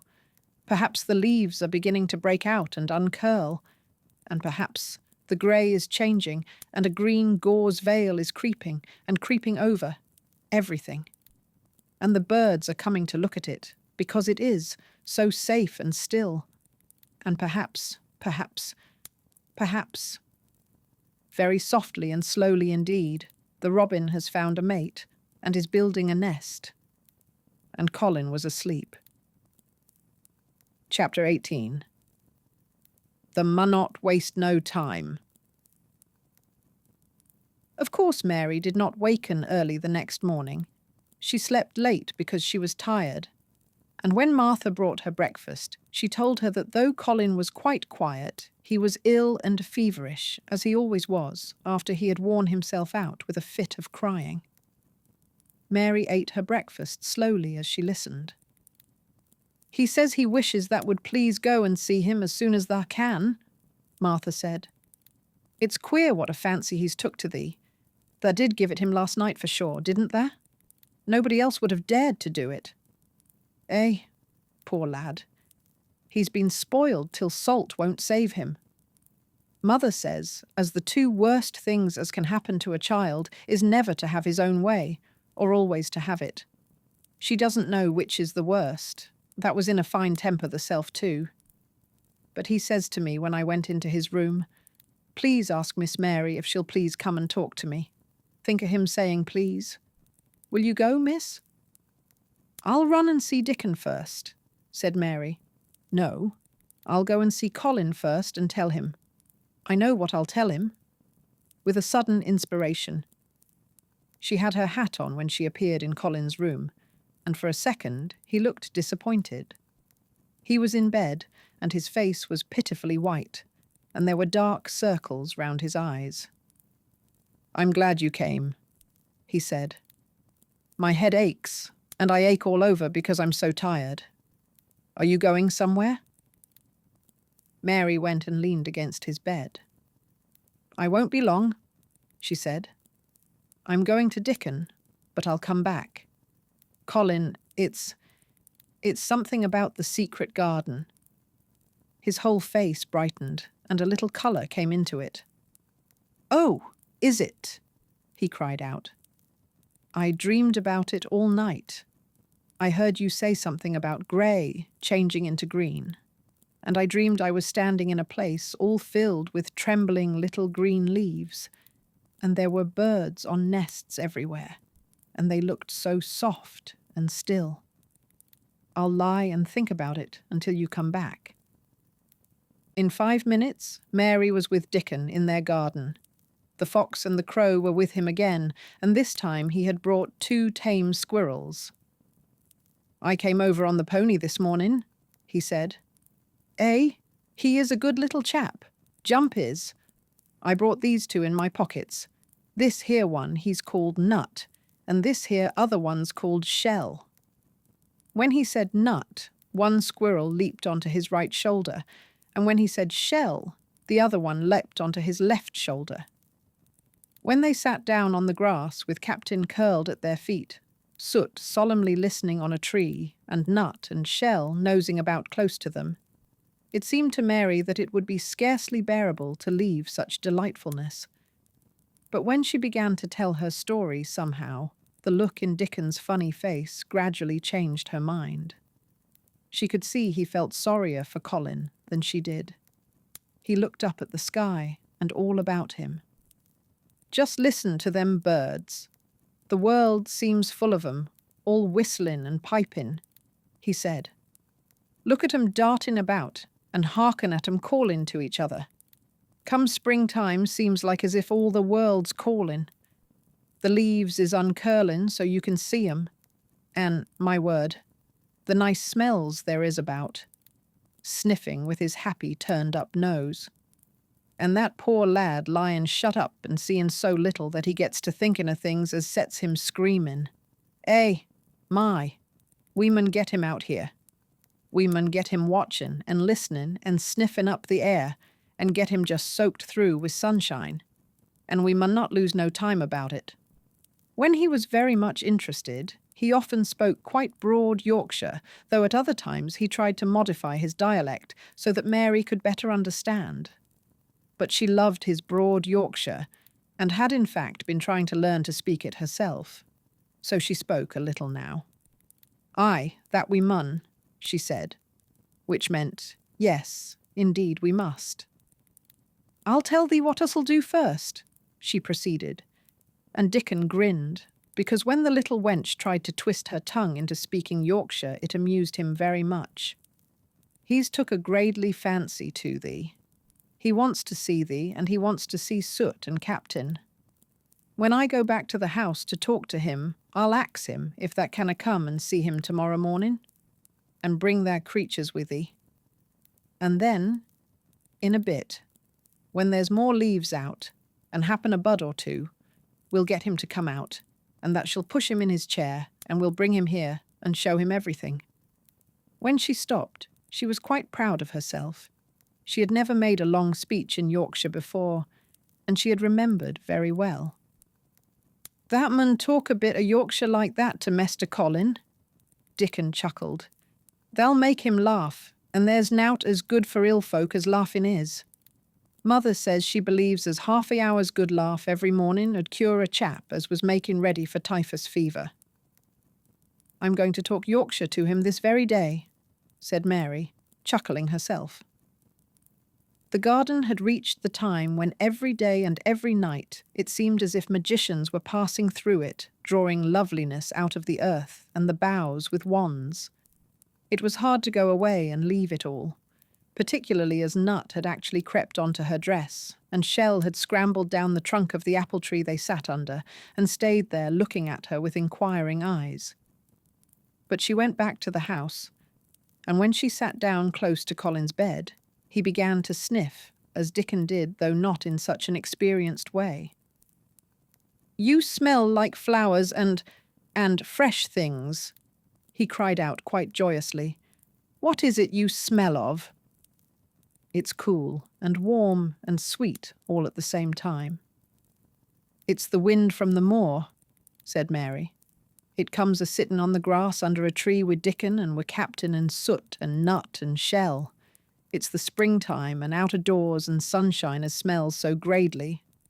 She said it as broadly as she could, and you do not know how broadly Yorkshire sounds until you have heard someone speak it. Colin began to laugh. "What are you doing?" he said. "I never heard you talk like that before," How funny it sounds.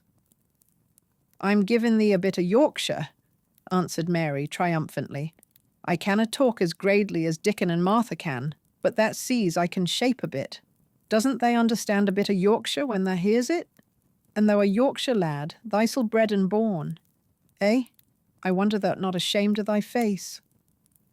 And then she began to laugh too, and they both laughed until they could not stop themselves, and they laughed until the room echoed, and Mrs. Medlock, opening the door to come in, drew back into the corridor and stood listening, amazed.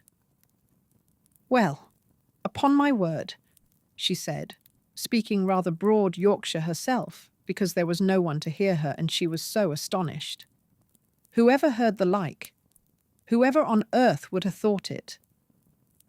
There was so much to talk about. It seemed as if Colin could never hear enough of Dickon and Captain and Soot and Nut and Shell and the pony whose name was Jump. Mary had run round into the wood with Dickon to see Jump.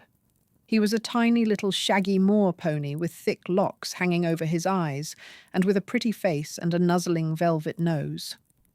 He was rather thin with living on moor grass, but he was as tough and wiry as if the muscle in his little legs had been made of steel springs. He had lifted his head and whinnied softly the moment he saw Dickon, and he had trotted up to him and put his head across his shoulder, and then Dickon had talked into his ear, and Jump had talked back in odd little whinnies and puffs and snorts. Dickon had made him give Mary his small front hoof and kiss her on her cheek with his velvet muzzle. Does he really understand everything Dickon says? Colin asked. It seems as if he does, answered Mary. Dickon says anything will understand if you're friends with it for sure. But you have to be friends for sure. Colin lay quiet a little while, and his strange grey eyes seemed to be staring at the wall. But Mary saw he was thinking. I wish I was friends with things, he said at last. But I'm not. I never had anything to be friends with. And I can't bear people. Can't you bear me? Asked Mary. Yes, I can, he answered. It's very funny, but I even like you.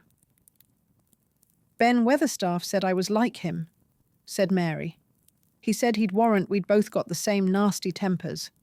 I think you are like him too. We are all three alike, you and I and Ben Weatherstaff.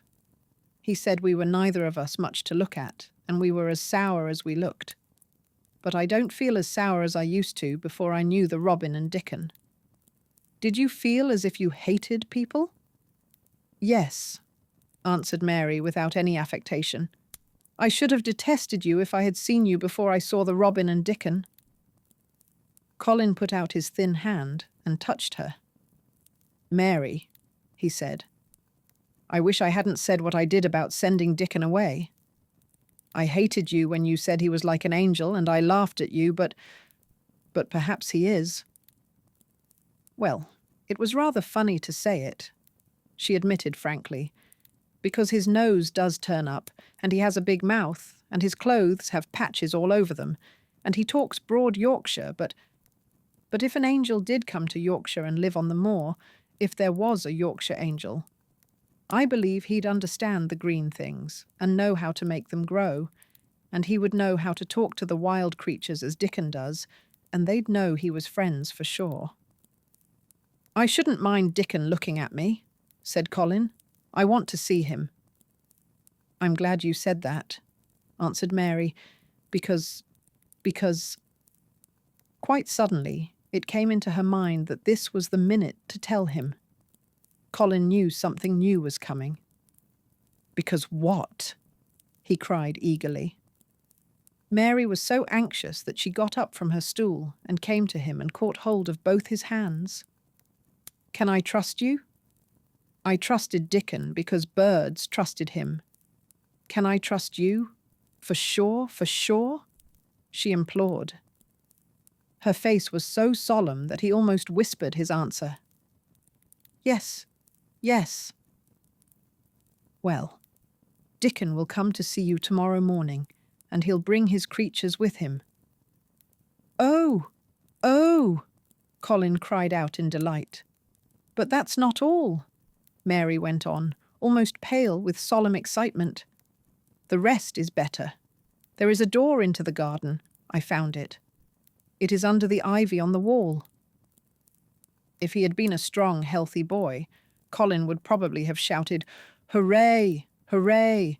Hooray!" But he was weak and rather hysterical. His eyes grew bigger and bigger, and he gasped for breath. "Oh, Mary!" he cried out with a half-sob. "Shall I see it? Shall I get into it? Shall I live to get into it?" And he clutched her hands and dragged her toward him. "Of course you'll see it," snapped Mary indignantly. "Of course you'll live to get into it. Don't be silly." And she was so unhysterical and natural and childish that she brought him to his senses, and he began to laugh at himself, and a few minutes afterward she was sitting on her stool again, telling him not what she imagined the secret garden to be like, but what it really was. And Colin's aches and tiredness were forgotten, and he was listening, enraptured. "It is just what you thought it would be," he said at last. "It sounds just as if you had really seen it. You know I said that when you told me first." Mary hesitated about 2 minutes, and then boldly spoke the truth. "I had seen it, and I had been in," she said. "I found the key and got in weeks ago. But I daren't tell you. I daren't because I was so afraid I couldn't trust you. For sure." Chapter 19. It has come. Of course, Dr. Craven had been sent for the morning after Colin had had his tantrum. He was always sent for at once when such a thing occurred, and he always found, when he arrived, a white, shaken boy lying on his bed, sulky and still so hysterical that he was ready to break into fresh sobbing at the least word. In fact, Dr. Craven dreaded and detested the difficulties of these visits. On this occasion, he was away from Misselthwaite Manor until afternoon. "How is he?" he asked Mrs. Medlock rather irritably when he arrived. "He will break a blood vessel in one of those fits some day. The boy is half insane with hysteria and self-indulgence." "Well, sir," answered Mrs. Medlock, "you'll scarcely believe your eyes when you see him. That plain, sour-faced child that's almost as bad as himself has just bewitched him. How she's done it, there's no telling. The Lord knows she's nothing to look at, and you scarcely ever hear her speak. But she did what none of us dare do. She just flew at him like a little cat last night, and stamped her feet and ordered him to stop screaming, and somehow she startled him so that he actually did stop. And this afternoon, well, just come up and see, sir. It's past crediting." The scene which Dr. Craven beheld when he entered his patient's room was indeed rather astonishing to him. As Mrs. Medlock opened the door, he heard laughing and chattering. Colin was on his sofa in his dressing gown, and he was sitting up quite straight, looking at a picture in one of the garden books and talking to the plain child, who at that moment could scarcely be called plain at all, because her face was so glowing with enjoyment. "Those long spires of blue ones. We'll have a lot of those," Colin was announcing. "They're called delphiniums." "Dickens says they're larkspurs made big and grand," cried Mistress Mary. "There are clumps there already." Then they saw Dr. Craven and stopped. Mary became quite still, and Colin looked fretful. "I am sorry to hear you were ill last night, my boy." "Doctor," Craven said a trifle nervously. He was rather a nervous man. "I'm better now, much better," Colin answered, rather like a Rajah. "I'm going out in my chair in a day or two if it is fine. I want some fresh air." Dr. Craven sat down by him and felt his pulse and looked at him curiously. "It must be a very fine day," he said, "and you must be very careful not to tire yourself." "Fresh air won't tire me," said the young Rajah. As there had been occasions when this same young gentleman had shrieked aloud with rage and had insisted that fresh air would give him cold and kill him, it is not to be wondered at that his doctor felt somewhat startled. "I thought you did not like fresh air," he said. "I don't when I am by myself," replied the Rajah, "but my cousin is going out with me." "And the nurse, of course," suggested Dr. Craven. "No, I will not have the nurse."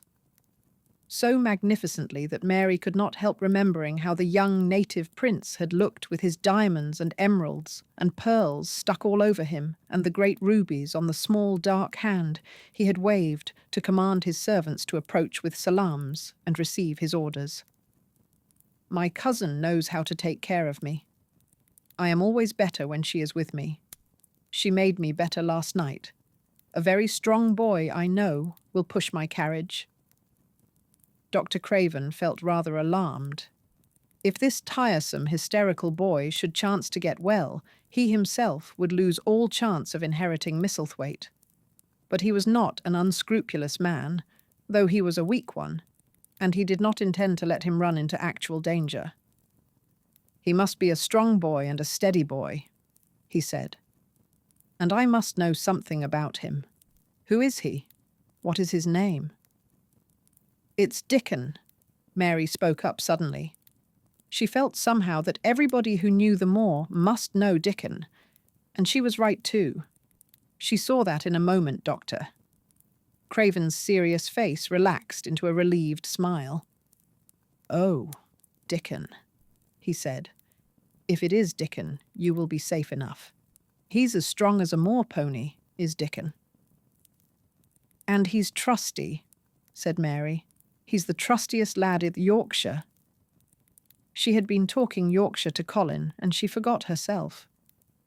"Did Dickon teach you that?" asked Dr. Craven, laughing outright. "I'm learning it as if it was French," said Mary rather coldly. "It's like a native dialect in India. Very clever people try to learn them. I like it, and so does Colin." "Well, well," he said. "If it amuses you, perhaps it won't do you any harm. Did you take your bromide last night, Colin?" "No," Colin answered. "I wouldn't take it at first, and after Mary made me quiet, she talked me to sleep, in a low voice, about the spring creeping into a garden." "That sounds soothing," said Dr. Craven, more perplexed than ever, and glancing sideways at Mistress Mary sitting on her stool and looking down silently at the carpet. "You are evidently better, but you must remember—" "I don't want to remember," interrupted the Rajah, appearing again. "When I lie by myself and remember, I begin to have pains everywhere, and I think of things that make me begin to scream because I hate them so. If there was a doctor anywhere who could make you forget you were ill instead of remembering it, I would have him brought here." And he waved a thin hand, which ought really to have been covered with royal signet rings made of rubies. "It is because my cousin makes me forget that she makes me better." Dr. Craven had never made such a short stay after a tantrum. Usually he was obliged to remain a very long time and do a great many things. This afternoon he did not give any medicine or leave any new orders, and he was spared any disagreeable scenes. When he went downstairs, he looked very thoughtful, and when he talked to Mrs. Medlock in the library, she felt that he was a much puzzled man. "Well, sir," she ventured, "could you have believed it?" "It is certainly a new state of affairs," said the doctor, "and there's no denying it is better than the old one." "I believe Susan Sowerby's right. I do that," said Mrs. Medlock. "I stopped in her cottage on my way to Thwaite yesterday and had a bit of talk with her. And she says to me, 'Well, Sarah Ann, she mayn't be a good child, and she mayn't be a pretty one, but she's a child, and children needs children. We went to school together, Susan Sowerby and me.'" "She's the best sick nurse I know," said Dr. Craven. "When I find her in a cottage, I know the chances are that I shall save my patient." Mrs. Medlock smiled. She was fond of Susan Sowerby. She's got away with her, has Susan? She went on quite volubly. I've been thinking all morning of one thing she said yesterday. She says, once when I was giving the children a bit of a preach after they'd been fighting, I says to 'em all, when I was at school, my geography told as the world was shaped like a orange, and I found out before I was 10 that the whole orange doesn't belong to nobody. No one owns more than his bit of a quarter, and there's times it seems like there's not enough quarters to go round. But don't you, none of you, think as you own the whole orange, or you'll find out you're mistaken, and you won't find it out without hard knocks. What children learns from children, she says, is that there's no sense in grabbing at the whole orange, peel and all. If you do, you'll likely not get even the pips, and them's too bitter to eat. She's a shrewd woman, said Dr. Craven, putting on his coat. Well, she's got a way of saying things, ended Mrs. Medlock, much pleased. Sometimes I've said to her, Susan, if you was a different woman and didn't talk such broad Yorkshire, I've seen the times when I should have said you was clever. That night, Colin slept without once awakening, and when he opened his eyes in the morning, he lay still and smiled without knowing it. Smiled because he felt so curiously comfortable. It was actually nice to be awake, and he turned over and stretched his limbs luxuriously. He felt as if tight strings, which had held him, had loosened themselves and let him go. He did not know that Dr. Craven would have said that his nerves had relaxed and rested themselves. Instead of lying and staring at the wall and wishing he had not awakened, his mind was full of the plans he and Mary had made yesterday, of pictures of the garden and of Dickon and his wild creatures. It was so nice to have things to think about. And he had not been awake more than 10 minutes when he heard feet running along the corridor and Mary was at the door. The next minute she was in the room and had run across to his bed, bringing with her a waft of fresh air full of the scent of the morning. "You've been out! You've been out! There's that nice smell of leaves!" he cried. She had been running, and her hair was loose and blown, and she was bright with the air and pink-cheeked, though he could not see it. "It's so beautiful," she said, a little breathless with her speed. "You never saw anything so beautiful. It has come. I thought it had come that other morning, but it was only coming. It is here now. It has come, the spring. Dickon says so." "Has it?" cried Colin, and though he really knew nothing about it, he felt his heart beat. He actually sat up in bed. "Open the window," he added, laughing half with joyful excitement and half at his own fancy. "Perhaps we may hear golden trumpets." And though he laughed, Mary was at the window in a moment, and in a moment more it was opened wide, and freshness and softness and scents and birds' songs were pouring through.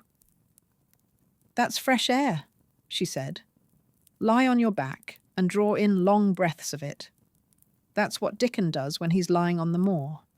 He says he feels it in his veins, and it makes him strong, and he feels as if he could live forever and ever. Breathe it and breathe it."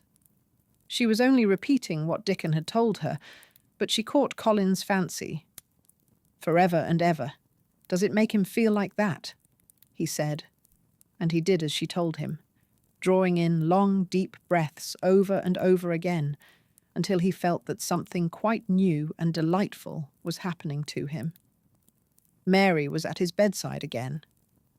"Things are crowding up out of the earth," she ran on in a hurry. "And there are flowers uncurling and buds on everything, and the green veil has covered nearly all the grey, and the birds are in such a hurry about their nests, for fear they may be too late, that some of them are even fighting for places in the secret garden. And the rose bushes look as wick can be, and there are primroses in the lanes and woods, and the seeds we planted are up, and Dickon has brought the fox, and the crow, and the squirrels, and a newborn lamb." And then she paused for breath. the newborn lamb Dickon had found 3 days before, lying by its dead mother among the gorse bushes on the moor. It was not the first motherless lamb he had found, and he knew what to do with it. He had taken it to the cottage wrapped in his jacket, and he had let it lie near the fire, and had fed it with warm milk. It was a soft thing, with a darling, silly baby face, and legs rather long for its body. Dickon had carried it over the moor in his arms, and its feeding bottle was in his pocket with a squirrel. And when Mary had sat under a tree with its limp warmness huddled on her lap, she had felt as if she were too full of strange joy to speak. A lamb, a lamb. A living lamb who lay on your lap like a baby. She was describing it with great joy, and Colin was listening and drawing in long breaths of air when the nurse entered. She started a little at the sight of the open window. She had sat stifling in the room many a warm day because her patient was sure that open windows gave people cold. "Are you sure you are not chilly, Master Colin?" she inquired. "No," was the answer. "I am breathing long breaths of fresh air. It makes you strong. I am going to get up to the sofa for breakfast, and my cousin will have breakfast with me." The nurse went away, concealing a smile, to give the order for 2 breakfasts. She found the servants' hall a more amusing place than the invalid's chamber, and just now everybody wanted to hear the news from upstairs. There was a great deal of joking about the unpopular young recluse, who, as the cook said, had found his master, and good for him. The servants' hall had been very tired of the tantrums, and the butler, who was a man with a family, had more than once expressed his opinion that the invalid would be all the better for a good hiding.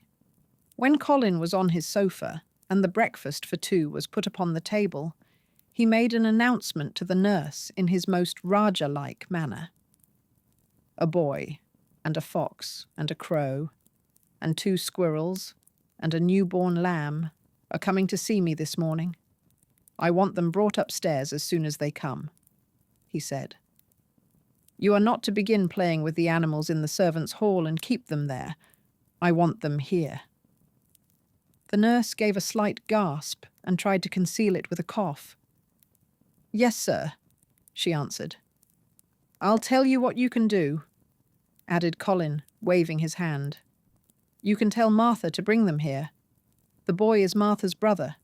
His name is Dickon, and he is an animal charmer." "I hope the animals won't bite, Master Colin," said the nurse. "I told you he was a charmer," said Colin austerely. "Charmers' animals never bite." "There are snake charmers in India," said Mary, "and they can put their snakes' heads in their mouths." "Goodness," shuddered the nurse. They ate their breakfast with the morning air pouring in upon them. Colin's breakfast was a very good one, and Mary watched him with serious interest. "You will begin to get fatter just as I did," she said. "I never wanted my breakfast when I was in India, and now I always want it." "I wanted mine this morning," said Colin. "Perhaps it was the fresh air. When do you think Dickon will come?" He was not long in coming. In about 10 minutes, Mary held up her hand. "Listen," she said. "Did you hear a caw?" Colin listened and heard it, the oddest sound in the world to hear inside a house. A hoarse caw-caw. "Yes," he answered. "That's soot," said Mary. "Listen again." "Do you hear a bleat, a tiny one?" "Oh, yes," cried Colin, quite flushing. "That's the newborn lamb," said Mary. "He's coming." Dickon's moorland boots were thick and clumsy, and though he tried to walk quietly, they made a clumping sound as he walked through the long corridors. Mary and Colin heard him marching, until he passed through the tapestry door onto the soft carpet of Colin's own passage. "If you please, sir," announced Martha, opening the door. "If you please, sir, here's Dickon and his creatures." Dickon came in, smiling his nicest wide smile. The newborn lamb was in his arms, and the little red fox trotted by his side. Nut sat on his left shoulder, and Soot on his right, and Shell's head and paws peeped out of his coat pocket. Colin slowly sat up and stared, as he had stared when he first saw Mary. But this was a stare of wonder and delight. The truth was that in spite of all he had heard, he had not in the least understood what this boy would be like, and that his fox and his crow and his squirrels and his lamb were so near to him and his friendliness that they seemed almost to be part of himself. Colin had never talked to a boy in his life, and he was so overwhelmed by his own pleasure and curiosity that he did not even think of speaking. But Dickon did not feel the least shy or awkward. He had not felt embarrassed, because the crow had not known his language and had only stared and had not spoken to him the first time they met. Creatures were always like that, until they found out about you. He walked over to Colin's sofa and put the newborn lamb quietly on his lap, and immediately the little creature turned to the warm velvet dressing gown and began to nuzzle and nuzzle into its folds, and butt its tight-curled head with soft impatience against his side. Of course, no boy could have helped speaking then. "What is it doing?" cried Colin. "What does it want?" "It wants its mother," said Dickon, smiling more and more. "I brought it to thee a bit hungry, because I knowed thou'd like to see it feed." He knelt down by the sofa and took a feeding bottle from his pocket. "Come on, little un," he said, turning the small woolly white head with a gentle brown hand. "This is what there's after. They'll get more out of this than they will out of silk velvet coats. There now." And he pushed the rubber tip of the bottle into the nuzzling mouth, and the lamb began to suck it with ravenous ecstasy. After that, there was no wondering what to say. By the time the lamb fell asleep, questions poured forth, and Dickon answered them all. He told them how he had found the lamb just as the sun was rising 3 mornings ago. He had been standing on the moor listening to a skylark and watching him swing higher and higher into the sky until he was only a speck in the heights of blue. I'd almost lost him, but for his song, and I was wondering how a chap could hear it when it seemed as if he'd get out of the world in a minute. And just then I heard something else far off among the gorse bushes. It was a weak bleatin', and I knowed it was a new lamb as was hungry, and I knowed it wouldn't be hungry if it hadn't lost its mother somehow. So I set off searchin'. I did have a look for it. I went in and out among the gorse bushes and round, and I always seemed to take the wrong turnin'. But at last I seed a bit of white by a rock on top of the moor, and I climbed up and found the little un half dead wi' cold and clemmin'. While he talked, Soot flew solemnly in and out of the open window and cawed remarks about the scenery, while Nut and Shell made excursions into the big trees outside and ran up and down trunks and explored branches. Captain curled up near Dickon, who sat on the hearthrug from preference. They looked at the pictures in the gardening books, and Dickon knew all the flowers by their country names and knew exactly which ones were already growing in the secret garden. "I couldna say that their name," he said, pointing to one under which was written Aquilegia, "but us calls that a columbine, and that there one it's a snapdragon, and they both grow wild in hedges. But these is garden ones, and they're bigger and grander. There's some big clumps of columbine in the garden. They'll look like a bed of blue and white butterflies flutterin' when they're out." "I'm going to see them," cried Colin. "I am going to see them." "Aye, that thou mun," said Mary quite seriously. "And that mun not lose no time about it." Chapter 20. I shall live forever and ever and ever. But they were obliged to wait more than a week, because first there came some very windy days, and then Colin was threatened with a cold, which two things happening one after the other would no doubt have thrown him into a rage, but that there was so much careful and mysterious planning to do, and almost every day Dickon came in, if only for a few minutes, to talk about what was happening on the moor and in the lanes and hedges, and on the borders of streams. The things he had to tell about otters and badgers and water rats' houses, not to mention birds' nests and field mice and their burrows, were enough to make you almost tremble with excitement when you heard all the intimate details from an animal charmer and realized with what thrilling eagerness and anxiety the whole busy underworld was working. "They're same as us," said Dickon, "only they have to build their homes every year, and it keeps 'em so busy they fair scuffle to get 'em done." The most absorbing thing, however, was the preparations to be made before Colin could be transported with sufficient secrecy to the garden.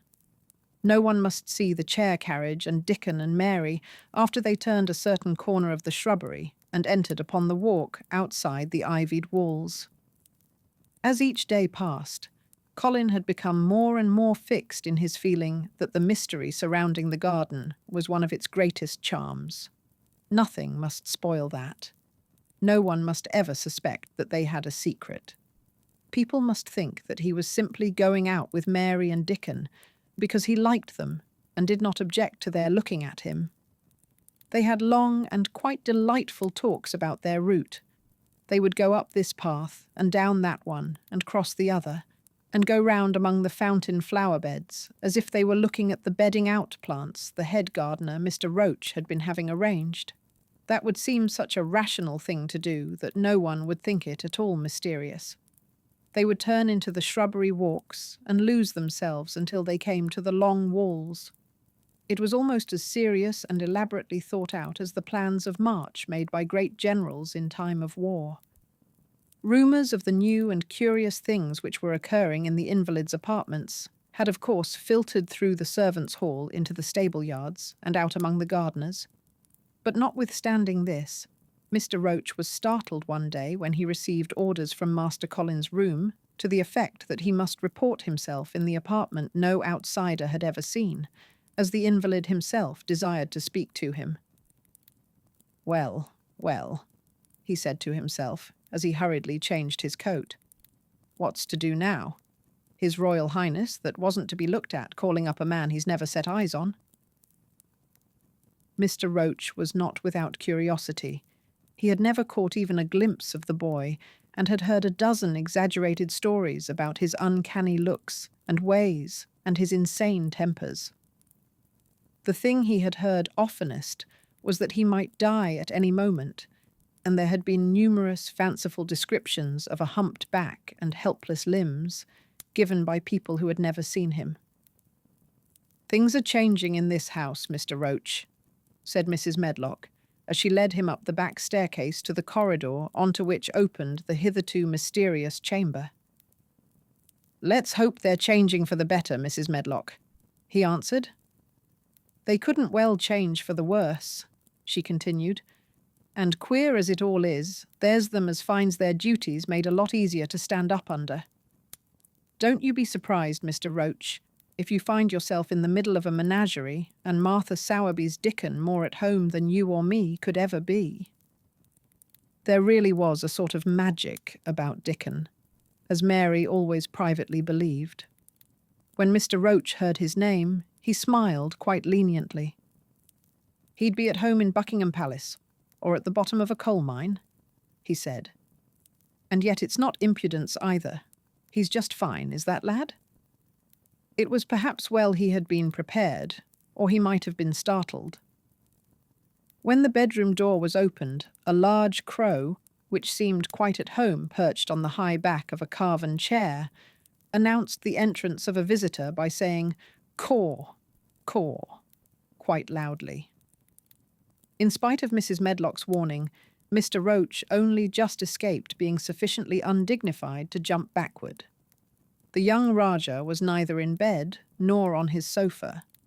He was sitting in an armchair, and a young lamb was standing by him, shaking its tail in feeding lamb fashion, as Dickon knelt, giving it milk from its bottle. A squirrel was perched on Dickon's bent back, attentively nibbling a nut. The little girl from India was sitting on a big footstool looking on. "Here is Mr. Roach, Master Colin," said Mrs. Medlock.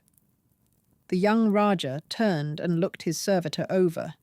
At least that was what the head gardener felt happened. "Oh, you are Roach, are you?" he said. "I sent for you to give you some very important orders." "Very good, sir," answered Roach, wondering if he was to receive instructions to fell all the oaks in the park or to transform the orchards into water gardens. "I am going out in my chair this afternoon," said Colin. "If the fresh air agrees with me, I may go out every day. When I go, none of the gardeners are to be anywhere near the long walk by the garden walls. No one is to be there. I shall go out about 2 o'clock, and everyone must keep away until I send word that they may go back to their work." "Very good, sir," replied Mr. Roach, much relieved to hear that the oaks might remain and that the orchards were safe. "Mary," said Colin, turning to her, "what is that thing you say in India when you have finished talking and want people to go?" "You say, 'You have my permission to go,'" answered Mary. The Rajah waved his hand. "You have my permission to go, Roach," he said. "But remember, this is very important." "Caw, caw," remarked the crow hoarsely but not impolitely. "Very good, sir." "Thank you, sir," said Mr. Roach, and Mrs. Medlock took him out of the room.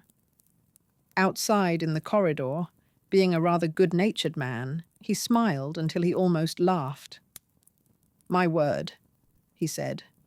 "He's got a fine lordly way with him, hasn't he? You'd think he was a whole royal family rolled into one, prince consort and all." "Eh," protested Mrs. Medlock. "We've had to let him trample all over every one of us ever since he had feet, and he thinks that's what folks was born for." "Perhaps he'll grow out of it if he lives," suggested Mr. Roach. "Well, there's one thing pretty sure," said Mrs. Medlock. "If he does live, and that Indian child stays here, I'll warrant she teaches him that the whole orange does not belong to him, as Susan Sowerby says, and he'll be likely to find out the size of his own quarter." Inside the room, Colin was leaning back on his cushions. "It's all safe now," he said. "And this afternoon I shall see it. This afternoon I shall be in it." Dickon went back to the garden with his creatures, and Mary stayed with Colin. She did not think he looked tired, but he was very quiet before their lunch came, and he was quiet while they were eating it. She wondered why and asked him about it. "What big eyes you've got, Colin," she said. "When you are thinking, they get as big as saucers. What are you thinking about now?" "I can't help thinking about what it will look like," he answered. "The garden?" asked Mary. "The springtime," he said. "I was thinking that I've really never seen it before. I scarcely ever went out, and when I did go, I never looked at it. I didn't even think about it." "I never saw it in India because there wasn't any," said Mary. Shut in, and morbid as his life had been, Colin had more imagination than she had, and at least he had spent a good deal of time looking at wonderful books and pictures. "That morning, when you ran in and said, 'It's come, it's come,' you made me feel quite queer. It sounded as if things were coming with a great procession and big bursts and wafts of music. I've a picture like it in one of my books. Crowds of lovely people and children with garlands and branches with blossoms on them, everyone laughing and dancing and crowding and playing on pipes. That was why I said, 'Perhaps we shall hear golden trumpets,' and told you to throw open the window." "How funny," said Mary. "That's really just what it feels like. And if all the flowers and leaves and green things and birds and wild creatures danced past at once, what a crowd it would be. I'm sure they'd dance and sing and flute, and that would be the wafts of music." They both laughed, but it was not because the idea was laughable, but because they both so liked it. A little later, the nurse made Colin ready. She noticed that instead of lying like a log while his clothes were put on, he sat up and made some efforts to help himself, and he talked and laughed with Mary all the time. "This is one of his good days, sir," she said to Dr. Craven, who dropped in to inspect him. "He's in such good spirits that it makes him stronger." "I'll call in again later in the afternoon, after he has come in," said Dr. Craven. "I must see how the going out agrees with him. I wish," in a very low voice, "that he would let you go with him." "I'd rather give up the case this moment, sir, than even stay here while it's suggested," answered the nurse with sudden firmness. "I hadn't really decided to suggest it," said the doctor with his slight nervousness. "We'll try the experiment. Dickon's a lad I'd trust with a newborn child." The strongest footman in the house carried Colin downstairs and put him in his wheeled chair, near which Dickon waited outside. After the manservant had arranged his rugs and cushions, the Rajah waved his hand to him and to the nurse. "You have my permission to go," he said, and they both disappeared quickly, and it must be confessed, giggled when they were safely inside the house. Dickon began to push the wheeled chair, slowly and steadily. Mistress Mary walked beside it, and Colin leaned back and lifted his face to the sky. The arch of it looked very high, and the small snowy clouds seemed like white birds floating on outspread wings below its crystal blueness. The wind swept in soft, big breaths down from the moor, and was strange, with a wild, clear-scented sweetness. Colin kept lifting his thin chest to draw it in, and his big eyes looked as if it were they which were listening instead of his ears. "There are so many sounds of singing and humming and calling out," he said. "What is that scent the puffs of wind bring?" "It's gorse on the moor that's opening out," answered Dickon. "Eh? The bees are at it wonderful today." Not a human creature was to be caught sight of in the paths they took. In fact, every gardener or gardener's lad had been witched away, but they wound in and out among the shrubbery and out and round the fountain beds, following their carefully planned route for the mere mysterious pleasure of it. But when at last they turned into the long walk by the ivied walls, the excited sense of an approaching thrill made them, for some curious reason they could not have explained, begin to speak in whispers. "This is it," breathed Mary. "This is where I used to walk up and down and wonder and wonder." "Is it?" cried Colin, and his eyes began to search the ivy with eager curiousness. "But I can see nothing," he whispered. "There is no door." "That's what I thought," said Mary. Then there was a lovely breathless silence, and the chair wheeled on. "That is the garden where Ben Weatherstaff works," said Mary. "Is it?" said Colin. A few yards more, and Mary whispered again. "This is where the robin flew over the wall," she said. "Is it?" cried Colin. "Oh, I wish he'd come again."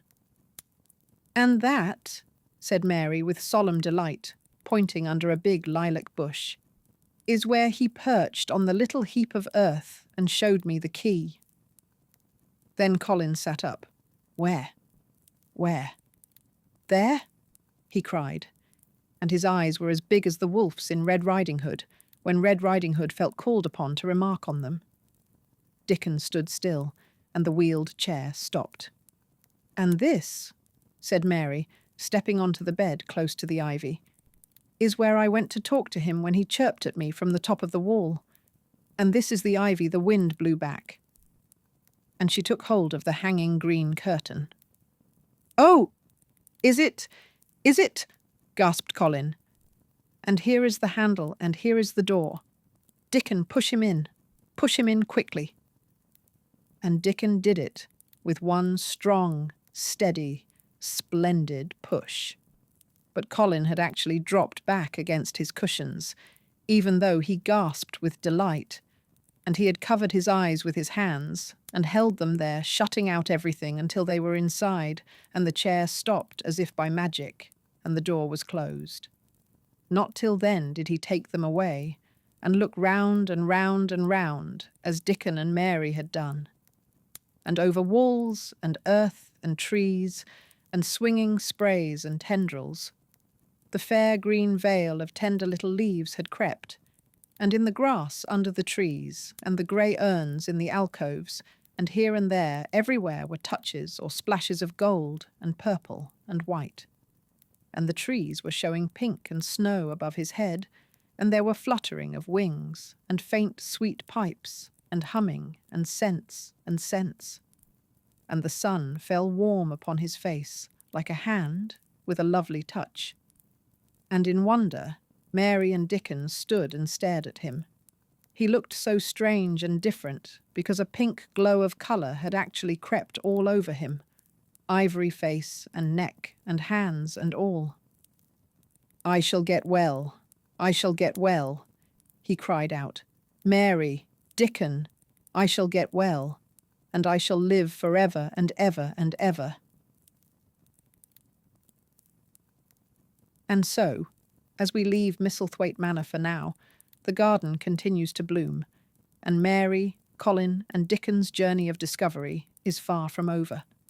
But there's still more magic to uncover. Thank you for listening to part 2 of The Secret Garden.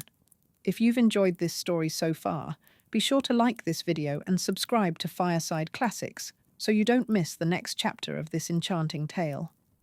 In part 3, secrets will be revealed, friendships will be tested, and the garden will work its wonders in ways you won't expect. Stay tuned, because the conclusion of The Secret Garden is coming soon. And if you're enjoying this audiobook, why not explore more classic stories available now on Fireside Classics? Turn on notifications so you'll be the first to listen when part 3 is released. Until then, keep dreaming, keep imagining, and we'll see you back in the garden soon.